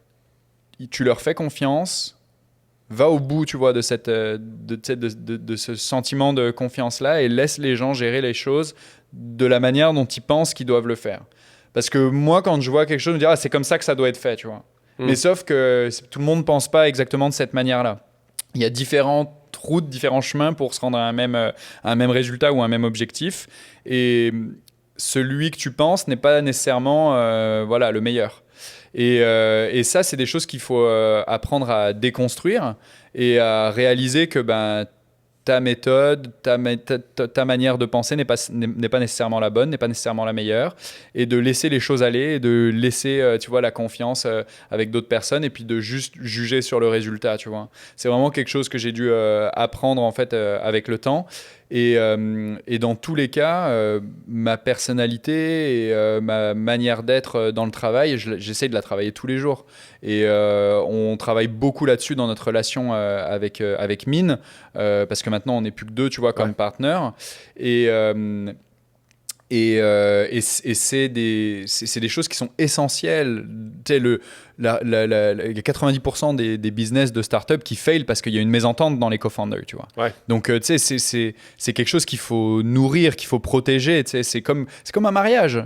Quand tu es avec ta blonde, tu dois, tous les jours, tu dois faire des concessions, travailler sur ta manière d'être, essayer de la rendre heureuse, essayer de la faire briller. Donc, il faut vouloir donner à l'autre personne avec laquelle tu travailles et nourrir cette relation-là tous les jours. Et ça, c'est important en business, comme tu vois, dans ta relation avec la personne qui partage ta vie. Et moi, j'ai toujours eu beaucoup de confiance, tu vois, dans ma personnalité, dans mes choix. Tu sais, une jeunesse, tu sais, dans laquelle, je ne vais pas dire que tout a été facile, mais... je veux dire, j'ai passé les étapes de la vie avec succès, jamais eu trop d'échecs. Donc, tu sais, je suis arrivé en entrepreneuriat, boosté à bloc, tout va marcher, quoi, tu vois. Sauf que ça se passe pas toujours comme tu veux. Non, c'est clair. Et il faut apprendre à se remettre en question et à retravailler certaines choses. Et c'est des belles leçons d'humilité. Et voilà, j'ai dû apprendre, moi, de ce côté-là pour essayer de devenir une meilleure personne, quoi. C'est sûr. Mais ça, je pense qu'on se rejoint sur beaucoup de points que tu as nommés. Puis le fait de prendre la place. Mettons, moi, on fait un meeting, on est 5, là. Genre, je parle fort, là. Je suis là, j'ai mes idées, puis je parle, tu sais, comme... Puis je pense que c'est avant-hier, j'ai vu une entrevue de Nelson Mandela qui expliquait qu'il avait vu son père dans son village. Son père était chef du village, peu importe. Puis il a beaucoup basé son leadership sur ce que son père faisait. Puis il était tout le temps dans une genre de salle ou une tente, peu importe, en rond. Et son père, qui était le chef du village, parlait jamais en premier. Le fait qu'ils soient en rond, évidemment, c'est cool parce que, tu sais, comme la table ronde avec des chevaliers ou peu importe, là, un effet de communauté. Puis, il débattait un sujet, son père disait rien, tout le monde parlait, puis à la fin, il parlait. Puis ça, je pense, c'est genre le truc que je vais essayer d'implanter dans ma vie parce que des fois, j'ai goût de dire tellement de choses, c'est inutile. Tu sais, j'ai goût de dire 1000 millions d'affaires qui vaut peut-être pas la peine, ou du moins que j'ai goût de dire on devrait faire ça, mais si quelqu'un le disait avant moi, pourquoi je le dirais, tu sais? Comme laisser la place aux autres de pouvoir donner leur idée, puis de se mettre en accord avec ça, tu sais. Fait que je pense que ce genre de meeting, je vais faire comme, OK, on y va. Puis je vais rien dire. Jusqu'à temps que tout le monde ait leur opinion. Peut-être que mon opinion va changer à cause que quelqu'un va dire quelque chose. Tu sais, comme des gars comme toi puis moi, on a souvent une idée en tête, puis on sait. Comme moi, tu peux pas me convaincre d'autre chose. C'est ça. On s'en va dans cette direction-là. Ouais, mais à gauche, c'est le fun. Non, c'est ça, on va à droite. Comme, peu importe ce que tu vas me dire, je suis déjà boqué. Fait que je pense que si je le dis pas puis je laisse les autres parler avant, ça va peut-être aider à ce que je... C'est ça. C'est un gros travail à faire sur soi-même. Puis la première étape, c'est déjà d'en avoir conscience, tu vois, d'avoir conscience de ses défauts, des choses qui sont à améliorer. Et puis ça, c'est vraiment déjà un super bon point de départ pour pouvoir s'améliorer. Puis travailler sur sa personnalité. Mais j'ai les mêmes enjeux. Comme tu disais, avec des employés, tu es transparent, tu leur dis on est très straightforward, on leur dit ce qu'on veut, on est performant. Je pense que dans la vie de tous les jours, si tu es quelqu'un qui a une entreprise ou tu es un leader, tu es un gérant, peu importe, il faut que tu sois transparent. Tu mets de carte sur table, tu sais, je suis comme ça. Des fois, je suis froid, des fois, je suis direct, mais c'est pas parce que je suis fâché, tu sais, je suis comme ça. Comme de mettre carte sur table, ça aide à ce que les gens comprennent comment tu es. Si tu le dis pas comment tu es, moi, des fois, je suis quand même très froid, là, et distant. Fait que si j'ai un employé, il peut peut-être mal le prendre, mais en le fond, c'est vraiment pas contre lui, je suis juste comme ça. Fait que je suis averti d'avance, je suis comme ça. C'est pas parce que je t'en veux ou que je fâche après toi, c'est pas ça du tout. Fait que d'être vraiment transparent puis de dire les choses, communication, c'est la clé.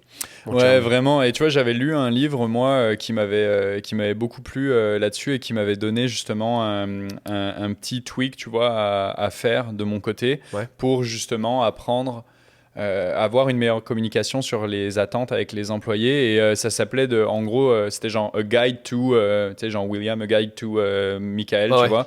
Et d'expliquer un petit peu, tu sais, quelles sont les choses qui t'énervent, quelles sont les manières de t'aborder, qu'est-ce qu'il faut faire, qu'est-ce qu'il faut pas faire avec toi, et de le laisser ça ouvert, puis de donner accès aux employés à cette information-là. Et ça, c'est quand même cool parce que quelqu'un qui te connaît pas pourrait avoir tendance à te juger sur certaines choses. Mais quand tu lui expliques pourquoi tu es comme ça ou ce genre de choses, ça permet tout de suite de mieux comprendre comment interagir avec toi. Et ça, c'était un truc que j'avais fait et que j'avais trouvé cool et que je recommande de faire pour toutes les personnes qui gèrent des équipes ou tu vois, qui... c'est bien ça. Ouais. Mais tu sais, je pense qu'on a une tendance à vouloir changer nos défauts beaucoup. Puis je suis 100% dans faut s'améliorer. Tu as travaillé sur toi, tu es rendu un meilleur entrepreneur, souvent un meilleur gestionnaire, leader, peu importe d'équipe. Mais il y a quand même des choses qui font que c'est nous. Ouais, bien sûr. Tu me suis? Tu veux pas diluer ta personnalité, devenir plus parce plus que je risque d'avoir moins des bonnes idées. Je risque d'être, tu sais, comme il y a tout le côté de je vais faire attention quand je parle aux gens parce que je suis respectueux, parce que les gens méritent un certain respect, tu sais. Mais si je suis quelqu'un qui parle fort, quelqu'un qui fonce, qui donne ce qu'il veut, il faut que je puisse le faire parce que c'est ce qui me rend comme ça. T'sais. Fait que oui, travailler sur ses défauts, mais en même temps, des fois, tes défauts, c'est peut-être tes qualités. Fait qu'il faut essayer de faire la balance entre les deux. Tu me suis? C'est ça qui est dur, de dire, OK, parfait, j'ai cette vision-là claire, mais je veux pas que les gens sentent que qu'ils sont mes esclaves. Je veux pas qu'ils sentent que je les manipule, que je dis c'est juste ça, c'est rien. Mais en même temps, je vais te dire ma vision crissement claire. Tu vas l'entendre où on s'en va. Mais rendu là, il faut que j'essaie de te laisser. Parce que c'est du travail sur soi. Mais tu vois, dans les exercices justement de personnalité, il y a un des exercices, tu vois, pour mieux travailler avec ton partenaire ou quoi. Souvent, tu as des choses qui t'énervent chez les personnes. Et l'idée, c'est d'identifier ces choses-là en mettant un nom dessus. Mettons, j'en sais rien, moi, il est... j'en sais rien, il est désorganisé, tu vois. Ouais. Et d'essayer de déterminer quelle est la qualité en fait de ce défaut. Donc il est désorganisé. Ok, pourquoi il est désorganisé? Ben peut-être que la qualité de ce défaut-là, c'est qu'il est ultra créatif. Et l'idée, c'est au lieu de voir le côté désorganisé, de focuser sur le côté créatif et d'essayer de leverager en fait cette qualité-là chez l'autre. Exact. Ça marche aussi pour toi, tu vois. C'est sûr qu'on a certains défauts nous-mêmes sur lesquels on veut travailler, puis c'est important d'en avoir conscience. Puis après, il y a des règles de base. Je prends des points comme le respect, par exemple. Quand tu es sanguin, quand tu dis les choses, quand tu prends de la place, parfois ça peut être irrespectueux. Puis ça, c'est une valeur assez commune à tout le monde, et il faut être respectueux des personnes en face de toi. Donc ça peut être un vrai roadblock, tu vois, dans ta progression en tant que personne. Et ça, c'est important de le travailler. Après, il y a d'autres défauts qui sont plus acceptables, et puis que tu peux garder, conserver, et t'es mieux de travailler sur justement la qualité opposée de ce défaut-là. Ouais, exact. Tous les gens qui procrastinent beaucoup, qui sont désorganisés, justement, c'est souvent des gens très créatifs. Ouais. Des artistes, des gens qui... Si tu essaies de les mettre dans un cadre trop rigide, donner des deadlines trop clairs, les gens qui ont des grosses idées de création, que ce soit justement en visuel ou peu importe, ils ont besoin d'un peu de bordel. Ils ont besoin d'être là-dedans. Pas que ça les aide, mais d'être trop structurés, ils vont mettre de l'énergie sur quelque chose qu'ils ne devraient pas. Exactement. Ils devraient juste se laisser aller, puis penser à des idées, puis arriver à « Hey, j'ai le flash ». Exactement. Comme c'est important de gager la personne quand elle est, puis travailler avec ses qualités. Exactement. Qu'est-ce que je veux dire? Oui. NAC, qu'est-ce qui s'en vient là? Parle-moi de vos gaufres délicieuses. Sacrément, mon chum. Faut que je les cache dans mon armoire pour les manger. Y a-tu d'autres projets, d'autres produits que vous voulez avoir? Ouais, définitivement.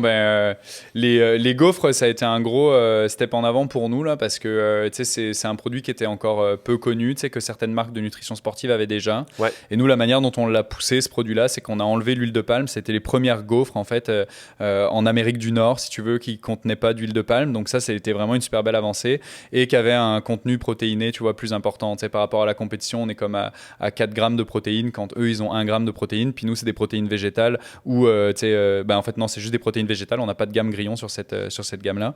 Ouais. Et les autres, c'est des protéines animales, tu vois. Donc, pour ça, c'était un super belle avancée.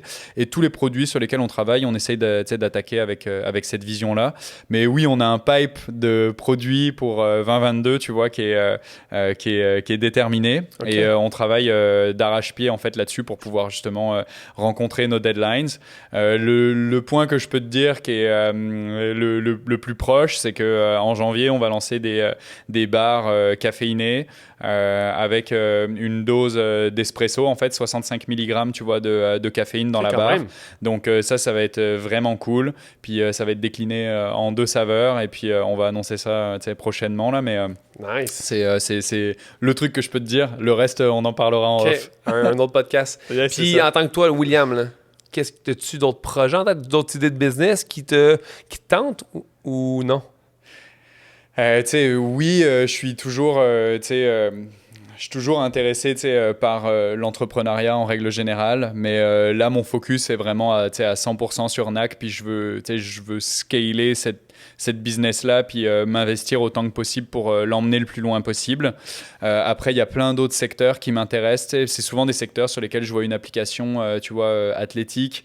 Je pense notamment, tu vois, à tout ce qui est CBD. Il y a une énorme opportunité de marché, tu vois, dans le CBD. Des traitements thérapeutiques qui sont hyper utiles, tu vois, pour tout ce qui est sportif. Mm-hmm. Est-ce qu'il y a une opportunité, pour nous d'aller lancer quelque chose là-dedans? Je serais super game de le faire, mais aujourd'hui j'ai pas le temps, tu vois, mon focus est vraiment à 100% sur NAC. L'avenir nous dira, tu vois, ce qui me réserve, mais je suis pas du tout fermé à l'idée de starter d'autres projets ou voilà, mais ce sera, je pense, dans une autre tranche de vie quand NAC sera rendu à un autre niveau. Mais là, tu parles d'agrandir et de scaler encore plus grand, là. Ouais. Quand est-ce que c'est assez? Ça, c'est avez-vous un chiffre en tête de ça, on arrête? J'ai un chiffre dans ma tête, c'est sûr, tu vois, dans lequel je vais me dire, oui, tu vois, là, on a vraiment emmené la compagnie. Sans me dire le chiffre, là, est-ce que c'est un chiffre monétaire ou c'est un chiffre de nombre de bars ou un chiffre de nombre de magasins, de retail? C'est quoi le chiffre? En fait, t'as comme deux aspects là-dedans, tu vois. Ma première ambition, là, on va lancer le marché français en janvier 2022, tu vois. Le marché français, c'est... Nice. C'est le marché le plus gros au monde en termes de participants, tu vois, de trail runner en fait. Le trail running, c'est vraiment l'aspect sport d'endurance dans lequel on a le plus de rétention et dans lequel la marque résonne le plus, parce que les coureurs de sentier sont très respectueux de la nature. Il y a vraiment un super bon fit en fait avec notre marque, donc on a décidé de mettre un gros focus là-dessus et on lance le marché français dans quelques mois, tu vois, enfin en fait dans quelques semaines maintenant. Et donc ça c'est hyper excitant, mais ce que je vois pour NAC, c'est d'être une marque vraiment internationale, tu vois, qui soit accessible partout et qui soit utilisée par tous les trail runners, partout dans le monde, tu vois. Ça c'est vraiment mon ambition pour qu'on ait un vrai impact. Notre ambition monétaire, c'est qu'on veut se rendre à 50 millions de revenus, tu vois, le plus rapidement possible. Et ouais, donc c'est une grosse ambition. C'est pour ça qu'on pense que ça peut être c'est un beau parcours, puis que que c'est une taille critique qu'on est vraiment capable d'atteindre, basée sur nos recherches de marché, puis des tailles de compagnies comparables. Et ça, on aimerait se rendre là dans 5 ans, tu vois. Donc on a vraiment, tu vois, l'ambition d'aller pousser la marque au maximum. Il nous manque encore des gammes de produits qui vont nous permettre de nous rendre là, dans la nutrition sportive, qui sont plus des produits à utiliser sur le pendant l'effort, des produits liquides, semi-liquides. Électrolytes ou peu importe. Exactement, qui sont hyper importants pour vraiment être un meilleur partenaire pour tous nos athlètes professionnels, puis pour tous les athlètes qui consomment nos produits. Donc, on a encore un gros travail à faire sur notre offre de marque pour être vraiment solide.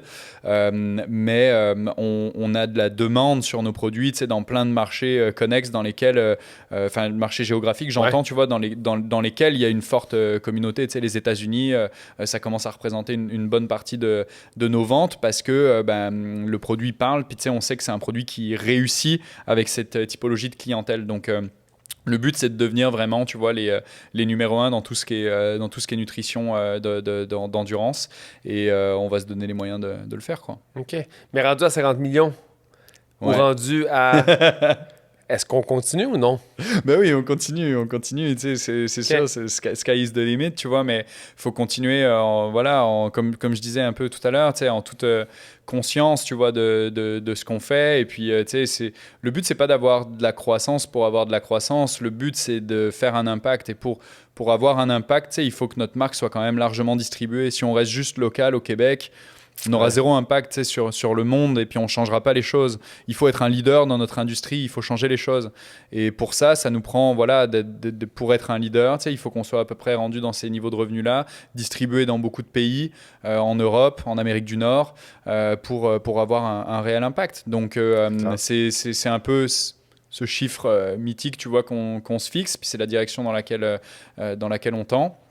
Et puis après ça... on verra, mais je pense que peut-être que ce sera d'aller dans d'autres marchés, de faire des trucs peut-être plus mainstream, que de la simple nutrition sportive pour l'endurance. Mais nos produits sont pensés quand même pour être relativement consommés tout le temps. Nos bars, c'est des produits de collation classiques. Tous les produits qu'on est en train de développer, on pense toujours, faudrait quand même que ce soit consommé quand même dans un mode actif, mais pour de la rando, pour entre la fin de ton travail à 18h et puis ton entraînement, il faut que tu manges quelque chose pour tenir sur ton repas du soir. C'est pour toute cette population active de milléniaux qui ont une conscience écologique. Je pense qu'on a un gros rôle à jouer là-dedans. Puis les produits qu'on vise à sortir ont le potentiel de vraiment être très mainstream et très mass market, tu vois. Mais tu sais, là maintenant, vos tests de saveur puis de nouveaux produits, puis trucs, ça se passe pas dans une cuisine. Non. Comment en fait, si encore, on fait encore des tests dans nos bureaux. On a comme un bench sur lequel on pèse nos trucs, on fait nos mix. Notre chef de produit, il passe beaucoup de temps à faire ça, à tester ces choses-là, envoyer des échantillons à nos athlètes pro pour avoir du feedback. Et puis, oui, on fait encore ça, mais après ça, on est aidé par nos usines qui ont des labs de R&D beaucoup plus poussés que de nous. R&D? Ouais, de recherche et développement, quoi. Voilà. Excuse-moi. Pas très qui vont pousser la patente plus loin et puis qui eux sont des experts dans ce qu'ils font. C'est-à-dire que nous, notre expertise, elle se situe dans la science derrière la nutrition qui va te permettre de mieux performer. Mais après ça, on va s'aider d'usines et de compagnies qui ont un vrai savoir-faire dans la manufacture. Exact. C'est mieux que vous dans une cuisine avec des petits ziplocs puis vos barres. Ouais. Ça, c'est clair. Peut-être tantôt, on parlait de trail running, justement. Ouais. Comment tu combines? Parce que les sports d'endurance, il faut que tu aies du temps. Là. C'est pas vrai que tu cours des 100 km, mon chum, puis que par semaine, tu passes une heure à t'entraîner. Là. Fait que la combinaison entre tes courses que tu fais puis ton travail, ta famille, man, quand ça, vous mixez les trois ensemble, parce que je me vois mal être entrepreneur d'une compagnie comme la sienne, faire du sport d'endurance, tout ça ensemble, plus la famille, les kids, c'est comme... Ouais, c'est dur. C'est des gros emplois du temps, tu sais, puis il faut être... T'es-tu strict sur ton horaire? T'es-tu comme le genre de gars qui a un horaire de 4 heures, je me lève, 4h30, je cours? Moi, je suis une horloge, ouais. Ok, c'est ça, exact. Je suis une horloge et j'ai mon calendrier et je suis mon calendrier. Ça, c'est mon plan d'exécution. Okay. Et ça fait vraiment partie, tu vois, de ma personnalité. Puis c'est quelque chose qui m'a été inclus dans le sport très jeune. Moi, j'ai fait beaucoup de natation à haut niveau en France. Et ça m'a donné une certaine structure. Tu sais, les entraînements, le millage, tu sais, tout ça, j'ai compris qu'il n'y avait pas de secret. C'est le travail, c'est l'entraînement. Et ça m'aide dans ma vie, tu sais, professionnelle, d'entrepreneur tous les jours. Et en gros, dans ma vie sportive, c'est sûr que moi, je m'entraîne essentiellement les matins. Donc, tu sais, je vais me réveiller à 6 heures. Je vais faire quelques étirements, tu sais, du travail un petit peu de mobilité ou de renforcement musculaire. Puis après ça, je vais partir courir. 6h30, tu vois, jusqu'à 8h à peu près. Puis après ça, tu sais, c'est la journée qui démarre et qui s'enchaîne. Et... au début de NAC, on faisait beaucoup de triathlon, comme je disais, avec Mine. Ouais. Et le problème du triathlon, c'est que c'est le vélo, en fait. Tu pratiques beaucoup le vélo. Là, c'est très... ça consomme beaucoup de temps, le vélo, tu vois. C'est très chronophage, tu vois, comme activité. Puis ça prend un certain contexte pour pouvoir aller pédaler. Ouais. C'est difficile à faire la nuit, tu sais, tout est plus compliqué, tu vois. Et à un moment donné, avec le triathlon, j'avais plus assez de temps et j'étais plus capable, tu vois, de faire ça et de pouvoir faire les deux. Et j'étais rendu à un niveau en triathlon où je savais que si je voulais encore progresser, ça prenait plus d'heures, plus de travail, tu vois, et il fallait que je sois capable de les rentrer dans mon horaire et je pouvais pas. Donc j'ai un peu step back par rapport à ça et je me suis dit je vais me lancer, tu sais, plus dans la course à pied. Je vais juste garder la course, tu vois, du triathlon. Donc j'ai commencé au début plus sur de la course sur route, puis après j'ai découvert la course en sentier et je me suis passionné, tu vois, pour cet aspect-là. Et au final maintenant, voilà, il m'arrive de faire des semaines où je cours autant que ce que je faisais du triathlon. Ouais. Mais c'est mes gros blocs d'entraînement, puis tu sais, c'est pas tout le temps et c'est quand même plus facile d'aller courir. Et puis tu sais, j'ai le Mont-Royal à côté de chez moi, à 1 kilomètre, tu vois, de chez moi, et ça pour moi c'est le poumon de la ville. C'est là que je vais me rendre, tu sais, tous les matins. Je vais aller au Belvédère, regarder la vue, tu vois, sur Montréal Downtown, regarder des levées de soleil. C'est ce qui me nourrit et c'est ce qui me permet d'être performant après dans ma vie d'entrepreneur.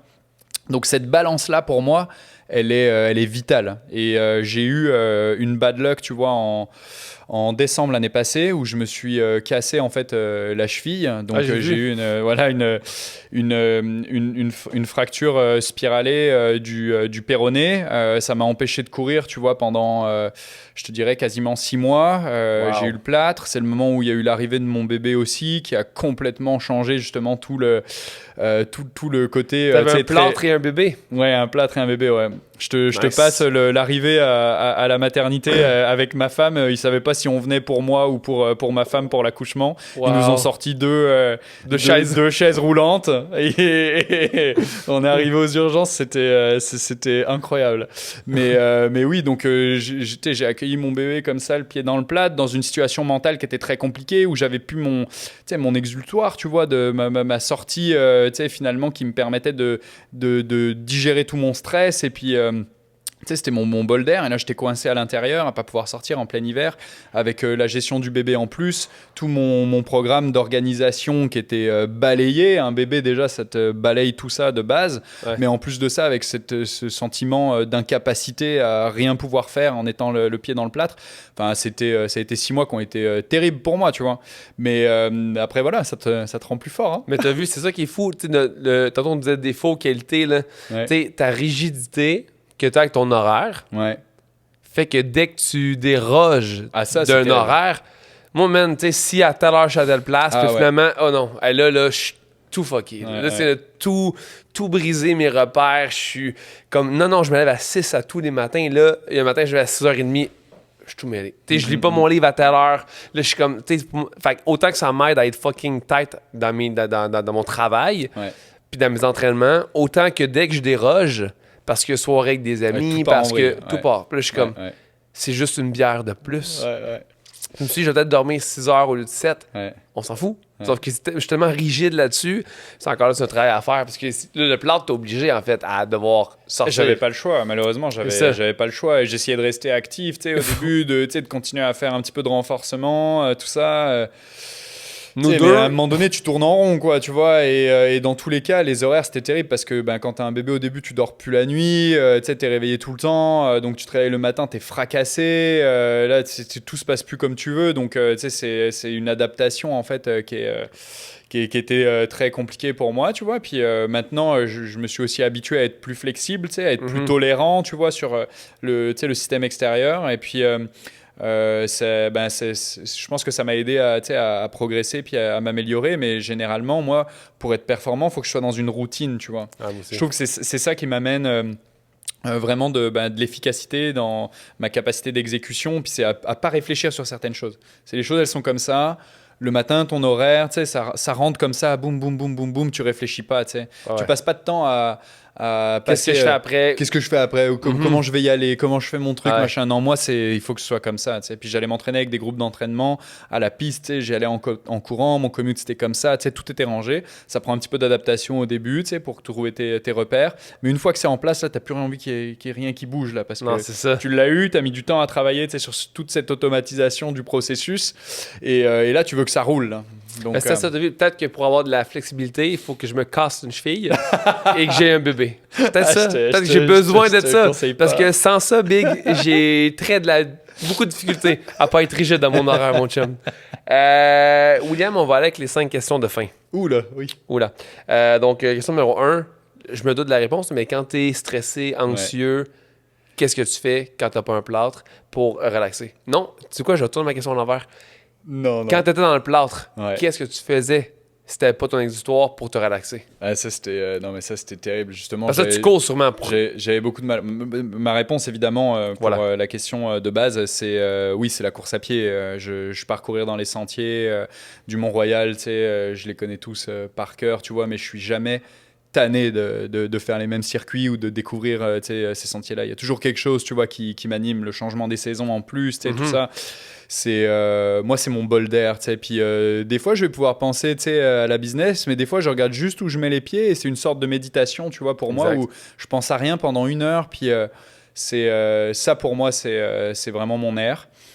Qu'est-ce que je faisais quand j'avais le pied dans le plâtre? J'ai passé beaucoup de temps à lire, à essayer de passer des moments à me plonger, tu vois, dans des bouquins. J'ai lu quelques biographies, tu vois, genre c'est tous ces trucs-là qui m'ont permis un peu d'essayer de déplacer un peu le focus.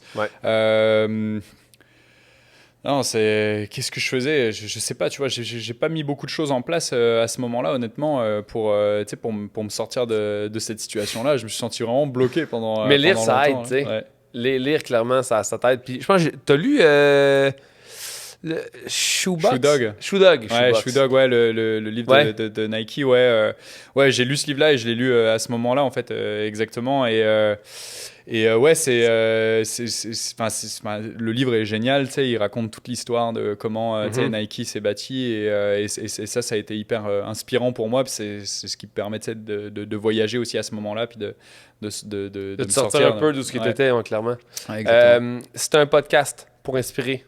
Qui t'invite au podcast? Quel Québécois ou Français ou peu importe que t'invites au podcast?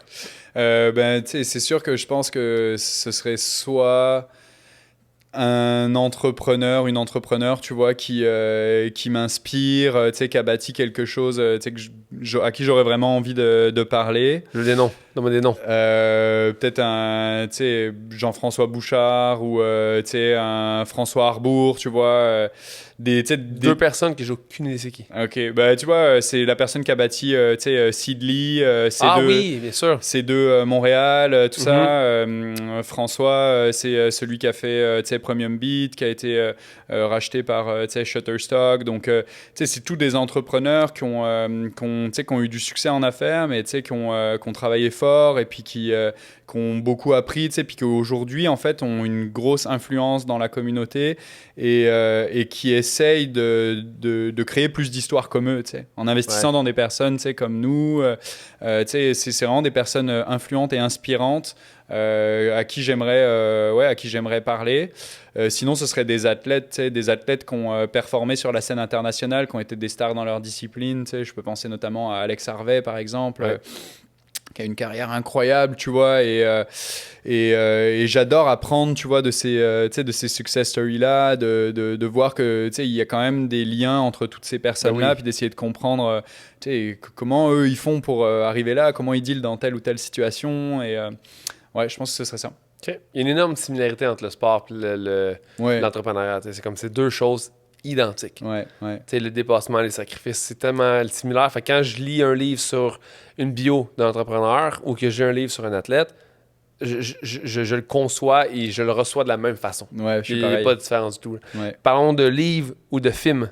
Qu'est-ce qui t'a marqué récemment? Ben, tu vois, encore une fois, c'est clair. Ben, tu sais, tu parlais de Shoe Dog, c'est un truc c'est un livre qui m'a vraiment marqué. Ouais. Et tous les livres que je lis vont être soit sur justement des biographies, tu vois, d'entrepreneurs ou tu sais, comment mieux performer en entreprise, se poser des questions en entreprise et tout ça, ou des biographies d'aventuriers ou tu sais, d'athlètes pour comprendre un petit peu tu sais, quel genre de personnes ils sont, ou des documentaires. Mais tu vois, le dernier truc que je suis allé voir et qui m'a vraiment inspiré, c'est un film sur lequel NAC a été partenaire. C'est le film de Confiné sur Mathieu Blanchard. Mathieu Blanchard, c'est un coureur de trail que tu pourrais inviter dans ton podcast. Oui, j'ai pensé. Une personne super inspirante, mais il a couru le GR1, qui est en fait un des sentiers de grande randonnée qui est en Gaspésie, qui fait 650 km. Il a couru ce sentier-là en 7 jours, tu vois. C'est outre la performance qui est incroyable, c'était une histoire, une aventure en fait humaine avec tout le crew et toutes les personnes qui l'ont accompagné sur cette aventure-là. Et ils en ont fait donc un documentaire qui a été produit par Jérôme Binette. Qui fait quelques diffusions privées. Il y a eu quelques dates à Montréal et je suis allé voir ça et c'est un documentaire qui est bouleversant pour justement l'inspiration qu'il peut te donner à te transcender et à faire des choses extraordinaires. Est-ce qu'il est disponible, tu penses, maintenant, si on veut l'écouter? Là, il a été sélectionné au Festival de Banff, qui est un des festivals les plus prestigieux dans les festivals de films d'aventure. Donc, j'imagine qu'à un moment donné, il va être plus disponible sur peut-être des plateformes de streaming en ligne ou autre. Mais pour l'instant, c'est des diffusions privées qu'il y a. Mais le film s'appelle Confiné, le documentaire s'appelle Confiné, il dure 1h15. Vous pouvez aller checker ça. J'avais vu l'autre film de lui avec Caroline Côté, justement. Ouais. Je sais plus c'est quoi le nom, là. Je sais pas le nom du film, mais... Balance. Balance? Whatever. Ouais, Balance, exactement. Ça, Balance, ouais, exactement. Puis quand j'ai vu ça, j'ai vu Mathieu, j'ai fait... lui, là... C'est bon. Ouais, ouais. Bon. Et ça, c'était fou parce qu'il rappelait vraiment toute la connexion en fait de Mathieu entre la Terre et puis justement l'océan. Et ça avait été mis en scène par Caroline Côté. Et c'était top. Là. On manque de ça, man. On manque de films, de documentaires, short movie, peu importe, je m'en fous, là, québécois, de gens comme ça. Ouais, c'est clair. Tu sais, c'est un 10 minutes, 20 minutes, une demi-heure, peu importe, de vidéo que tu écoutes qui peut te ressourcer puis te kicker en face, puis que le lendemain, tu fasses des choix plus éclairés ou plus audacieux. Exactement. Ouais. Comme je dis, moi, je carbure à ça, puis là, vu que j'ai recommencé à le faire, je me rends compte à quel point ça a une incidence sur comment j'agis, comment je vois la vie. Comme, tu sais, c'est quand même éphémère dans le sens où souvent, c'est comme si tu voyages, tu fais un voyage humanitaire, quand tu reviens, tu as le goût de faire les choses différemment, tu changes plus, le monde, tu changes tout. Ça dure très peu de temps. Ouais. Mais tu sais, le but, c'est de le faire constamment. Ouais. Tu sais, c'est de carburer à plein de vidéos, à des histoires, à des textes, à des blogs, peu importe, de gens qui sont comme ça, qui ont un parcours ou une détermination qui sont... C'est contagieux, là. Exactement. Je peux regarder une vidéo de Mathieu sans avoir le goût de aller courir, moi aussi, sans avoir le goût de faire quelque chose d'incroyable comme qu'il fait, tu sais. Ouais. Fait qu'il faut carburer. Ouais, une des plus grandes leçons que tu as appris dans ta vie?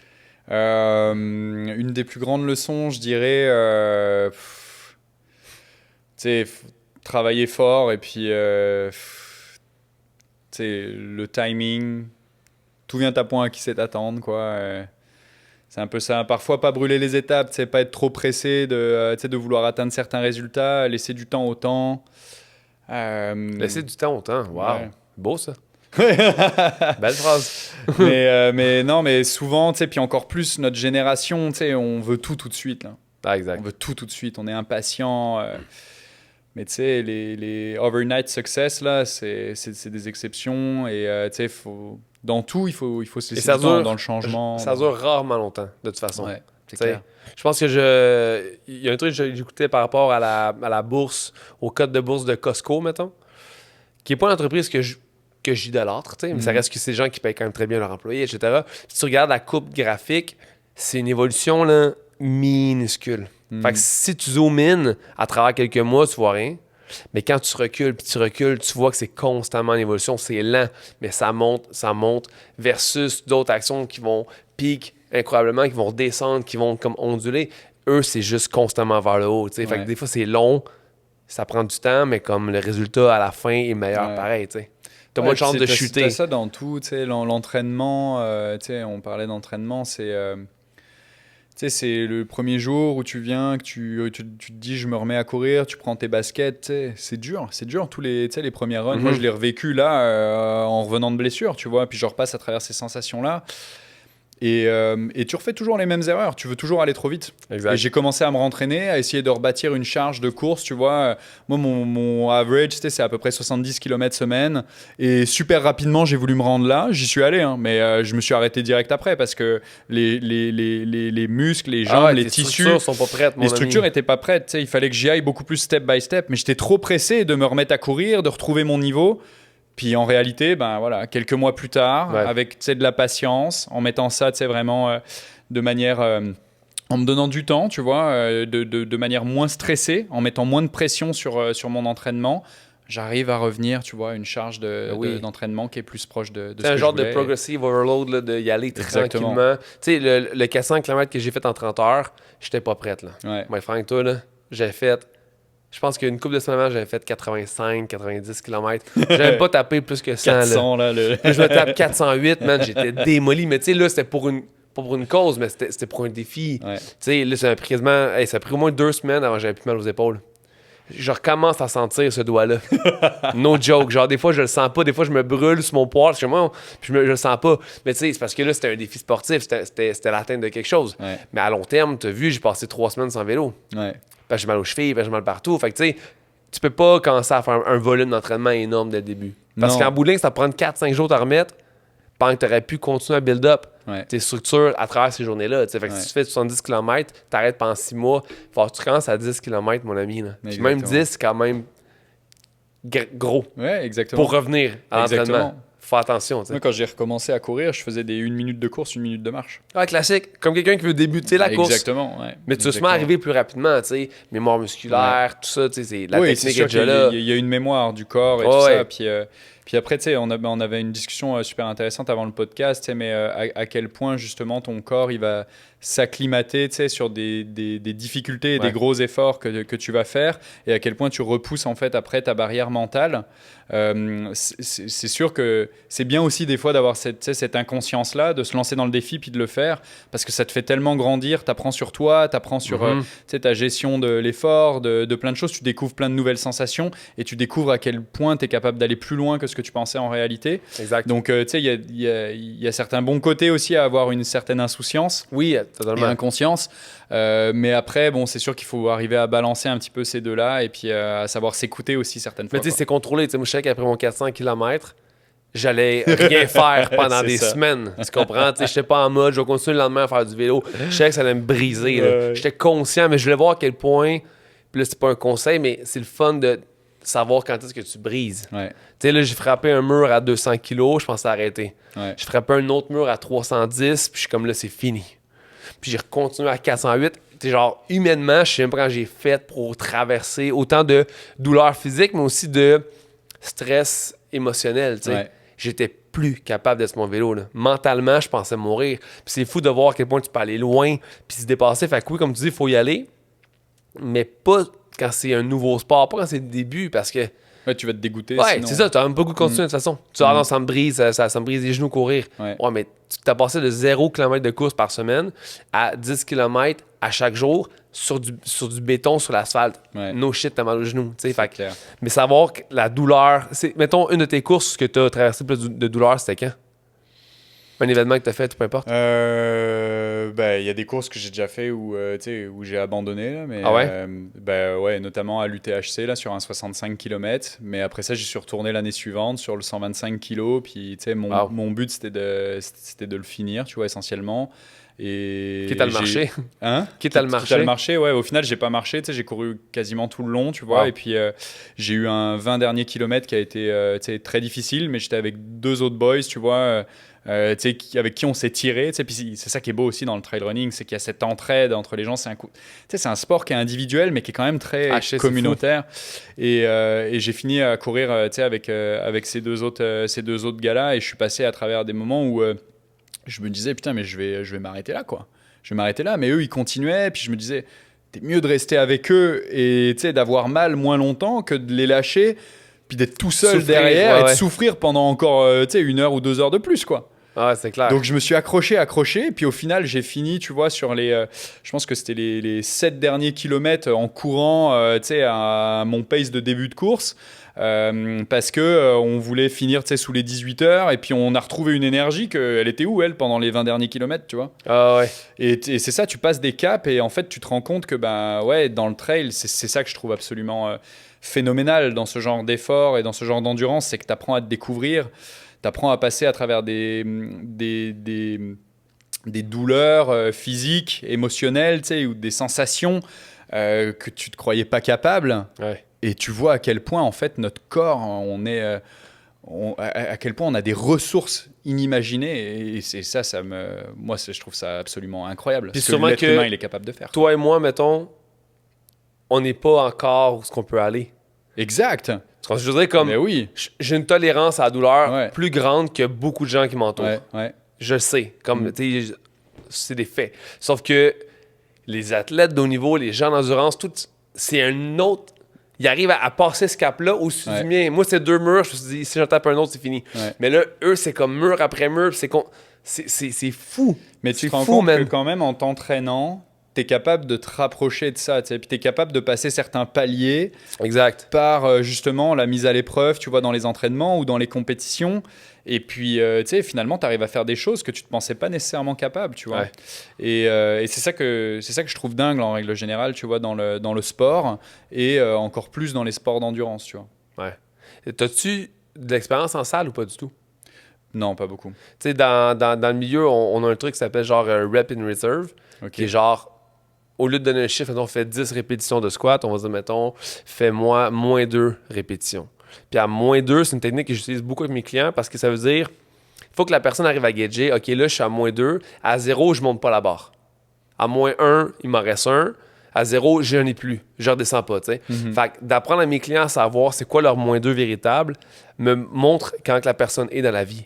Tu sais, j'ai des gens qui viennent qui ont une grosse drive, tu sais, qui sont vraiment comme qui attaquent dans la vie, là. Ils rentrent, ils te serrent la main, là. T'es comme tabarnak. Ce genre de personnes-là, quand tu leur dis -2, ils vont trop loin. Ouais, ils disent, je suis à -2, puis là, ils n'arrivent pas à pousser à la barre. Je sais, non, t'es trop loin. Mais en général, à 99% du temps, c'est pas ça. Ce qui arrive, c'est que les gens, jockey, t'es à -2. Il fait, il m'arrête juste 2, après ça, je finis. Je continue. Puis il continue. Puis il fait, non, c'est ça. Je dis, non, continue. Puis il continue. Puis là, tu te rends compte, il y a comme 5, 6, 7 répétitions en réserve. T'es comme. Puis encore là, t'es même pas à 7. T'es à 8. Là, je suis arrêté à 7 parce que la technique prend le bord. Mais comme. Les gens ont tendance à arrêter là, tout le temps, tellement loin de ce qu'ils peuvent aller. Puis ils sont pas près d'une blessure. Là. C'est pas comme on va arrêter à -2 si tu vas te blesser. Non, t'es à 7 répétitions de vraiment plus être capable de soulever une barre. T'es loin de l'échec musculaire. Là. T'es comme, c'est long, là. T'as encore du juice. Là. Fait que de connaître sa limite de à quel point t'es loin, c'est fou. Là. Même moi, quand je fais un -2 sur mon programme, des fois, je sais que je suis pas en -2 vraiment. Si j'avais un gun sur la tempe pour me dire -2, j'aurais peut-être fait 2-3 reps de plus. T'sais. Fait que de savoir se pousser puis de connaître vraiment ma limite, c'est quelque chose de vraiment nice. C'est énorme. Quand on fait nos entraînements à la piste, là, je fais des entraînements souvent d'intervalles sur piste avec un club de course. Et c'est trop drôle parce que notre coach, qui est une personne vraiment extraordinaire, qui s'appelle Doris Langlois, il a toujours ce truc où il nous donne donc, la série à faire. Et après ça, souvent, il y a une surprise, tu vois. Okay. Et la surprise, tu sais pas ce que c'est avant qu'il te dise ce que c'est. Donc, en gros, tu as un peu aussi les différentes personnes. Tu en as qui vont un peu plus être sur la réserve. Tu en as d'autres qui vont même pas penser à la surprise d'après puis qui vont donner, être all out, tu vois, sur le training. Ouais. Mais après, tu as toujours cet extra où il faut que tu te redonnes encore, tu vois, pour la surprise. Et ça te pousse à aller chercher encore plus loin, tu vois, dans tes réserves et dans ta force mentale, tu vois, d'être capable d'en prendre une de plus, tu vois. Mais tu sais, il y a des gens qui vont se dire... Je sais qu'il y a une surprise, je vais aller moins vite. Exact. Puis mes clients, je le sais, mettons, ils me disent tout le temps comme, OK, c'est dans la série qu'on fait. Ouais. Je suis comme, pourquoi tu sors ça? Peut-être. Je te dis qu'on s'en fout. Comme là, je te demande d'aller à -1 maintenant. Ça ne change rien. Au pire, tu feras moins de répétitions après, mais savoir si c'est dans la série ou pas, ça ne change rien. Ouais. Non, mais je vais garder du juice. Non, mais c'est ça, tu comprends pas. Le but, c'est que tu agisses comme si là, c'était la dernière série. Exact. Chaque série est la dernière série. Comme c'est aussi simple que ça. Là. Dernière question. Qui est, si tu as 60 secondes pour parler à la terre entière, qu'est-ce qu'on entend de William? Oh, wow! Moi, je pense que ce que j'aimerais, c'est encourager les gens à courir. Genre, j'aimerais ça que tout le monde puisse avoir l'expérience, tu vois, de vivre un trail running, que ce soit dans une course organisée ou d'aller tout simplement tout seul dans la nature. De s'ouvrir en fait à la nature, d'aller dehors, de sortir de chez soi, de prendre le temps, tu vois, de connecter avec la nature, de méditer et d'inclure ça, au maximum dans son quotidien, de le faire le plus possible parce que je pense foncièrement que le sport et encore plus, tu vois, la course en trail aurait vraiment de très bonnes vertus dans ce que ça peut apporter de bien au monde, tu vois, que ce soit dans les choix que tu vas faire, tu sais, une fois que tu t'entraînes, que tu es motivé à aller te dépasser dehors, tu te sens tellement mieux dans ta peau, tu fais tellement des bons choix, tu sais, pour toi, dans ton alimentation, dans tes choix de vie, et tu as tellement plus envie de prendre soin de la planète, tu sais, qui est l'environnement dans lequel, finalement, tu vas te ressourcer, tu vois. Totalement. Et donc, mon message, ce serait, mettez vos baskets, allez courir dans la nature, c'est accessible à tout le monde. Même si c'est marcher dans la nature, c'est cool, tu vois. Marche vite. Marche vite, même marche pas vite si t'as envie. C'est ça, va juste marcher. Mais va dehors, va connecter avec la nature. Ça fait tellement du bien, quoi. Ouais. Donc, bouger, être en santé, puis respecter la planète. Évidemment, t'es végétarien, mais en ce moment, j'écoute j'oublie le nom du gars. C'est une série qui s'appelle, plus tu vas pas aimer, mais ça s'appelle Meat Eater. Okay. Fait que le mangeur de viande. Puis il y a comme un genre de documentaire sur lui qui explique justement il débat un peu du fait que pour lui, la nature, c'est hyper important. Puis lui, c'est pas le chasseur typique qui chasse pour le trophée. Là. Lui, chez eux, il n'y a pas de tête d'orignal comme accroché au plafond, c'est encore lisse. Il chasse pas un lion là, pour rien. T'sais. Il rentre plus dans le... je vais prendre l'animal, je vais tout manger l'animal au complet. C'est vraiment pour nourrir ma famille. Il est dans cet aspect-là. Dans le documentaire ajouté, il disait la nature, c'est mon terrain de jeu. je veux la respecter, je veux qu'elle...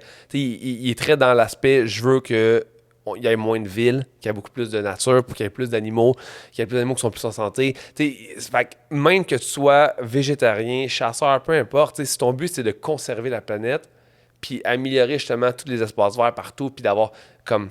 Il faut que tu ailles en nature pour vivre ce feeling-là. Fait que si tu es en faisant de la chasse, si tu es en allant courir en montagne, mais tu sais, de vivre... Puis même là, quand je fais du vélo... Je vais commencer à faire du vélo de gravel bike souvent l'été prochain. Je vais être encore plus en nature. Forcément, mon impact, mon envie d'acheter des produits qui protègent va être plus grande parce que je suis là-dedans. C'est un de mes bonheurs. Pourquoi je dirais qu'il y a moins d'arbres? Fait que je pense que c'est une façon de conscientiser les gens à respecter la terre, c'est de sortir, d'aller marcher dans le bois, puis d'en profiter. T'sais. Exactement. Et comme tu dis, c'est une question d'avoir conscience. T'sais. Puis on parlait tout à l'heure de Fred Campbell. Avec Hooké et tout. Mm-hmm. Et, lui, il chasse, il pêche. Il chasse, il pêche, mais qu'est-ce que c'est une personne qui aime la nature et qui veut la protéger et qui, il le fait en toute connaissance de cause et puis, c'est correct. T'sais. Je pense que les déviances, selon moi, tu vois, dans tout ce qui est alimentaire, tu vois, dans tout ce qui est cause animale, en fait, c'est l'industrialisation de tout ça. Ben oui. C'est ça les grosses déviances. C'est quoi les conditions, tu vois, d'élevage de ces animaux-là? Pourquoi on élève des animaux pour les tuer à la fin de la journée,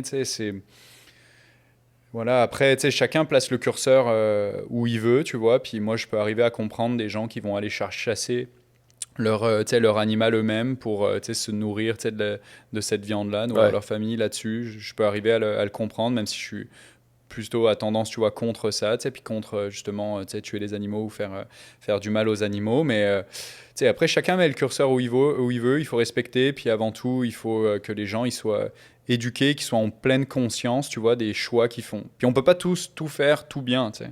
Non, c'est clair. Mais l'idée, c'est de réfléchir un minimum, puis de se poser les questions, puis d'essayer d'être la meilleure version de nous-mêmes à tous les niveaux. Et puis, si tout le monde faisait ça, je pense que le monde pourrait aller mieux, quoi.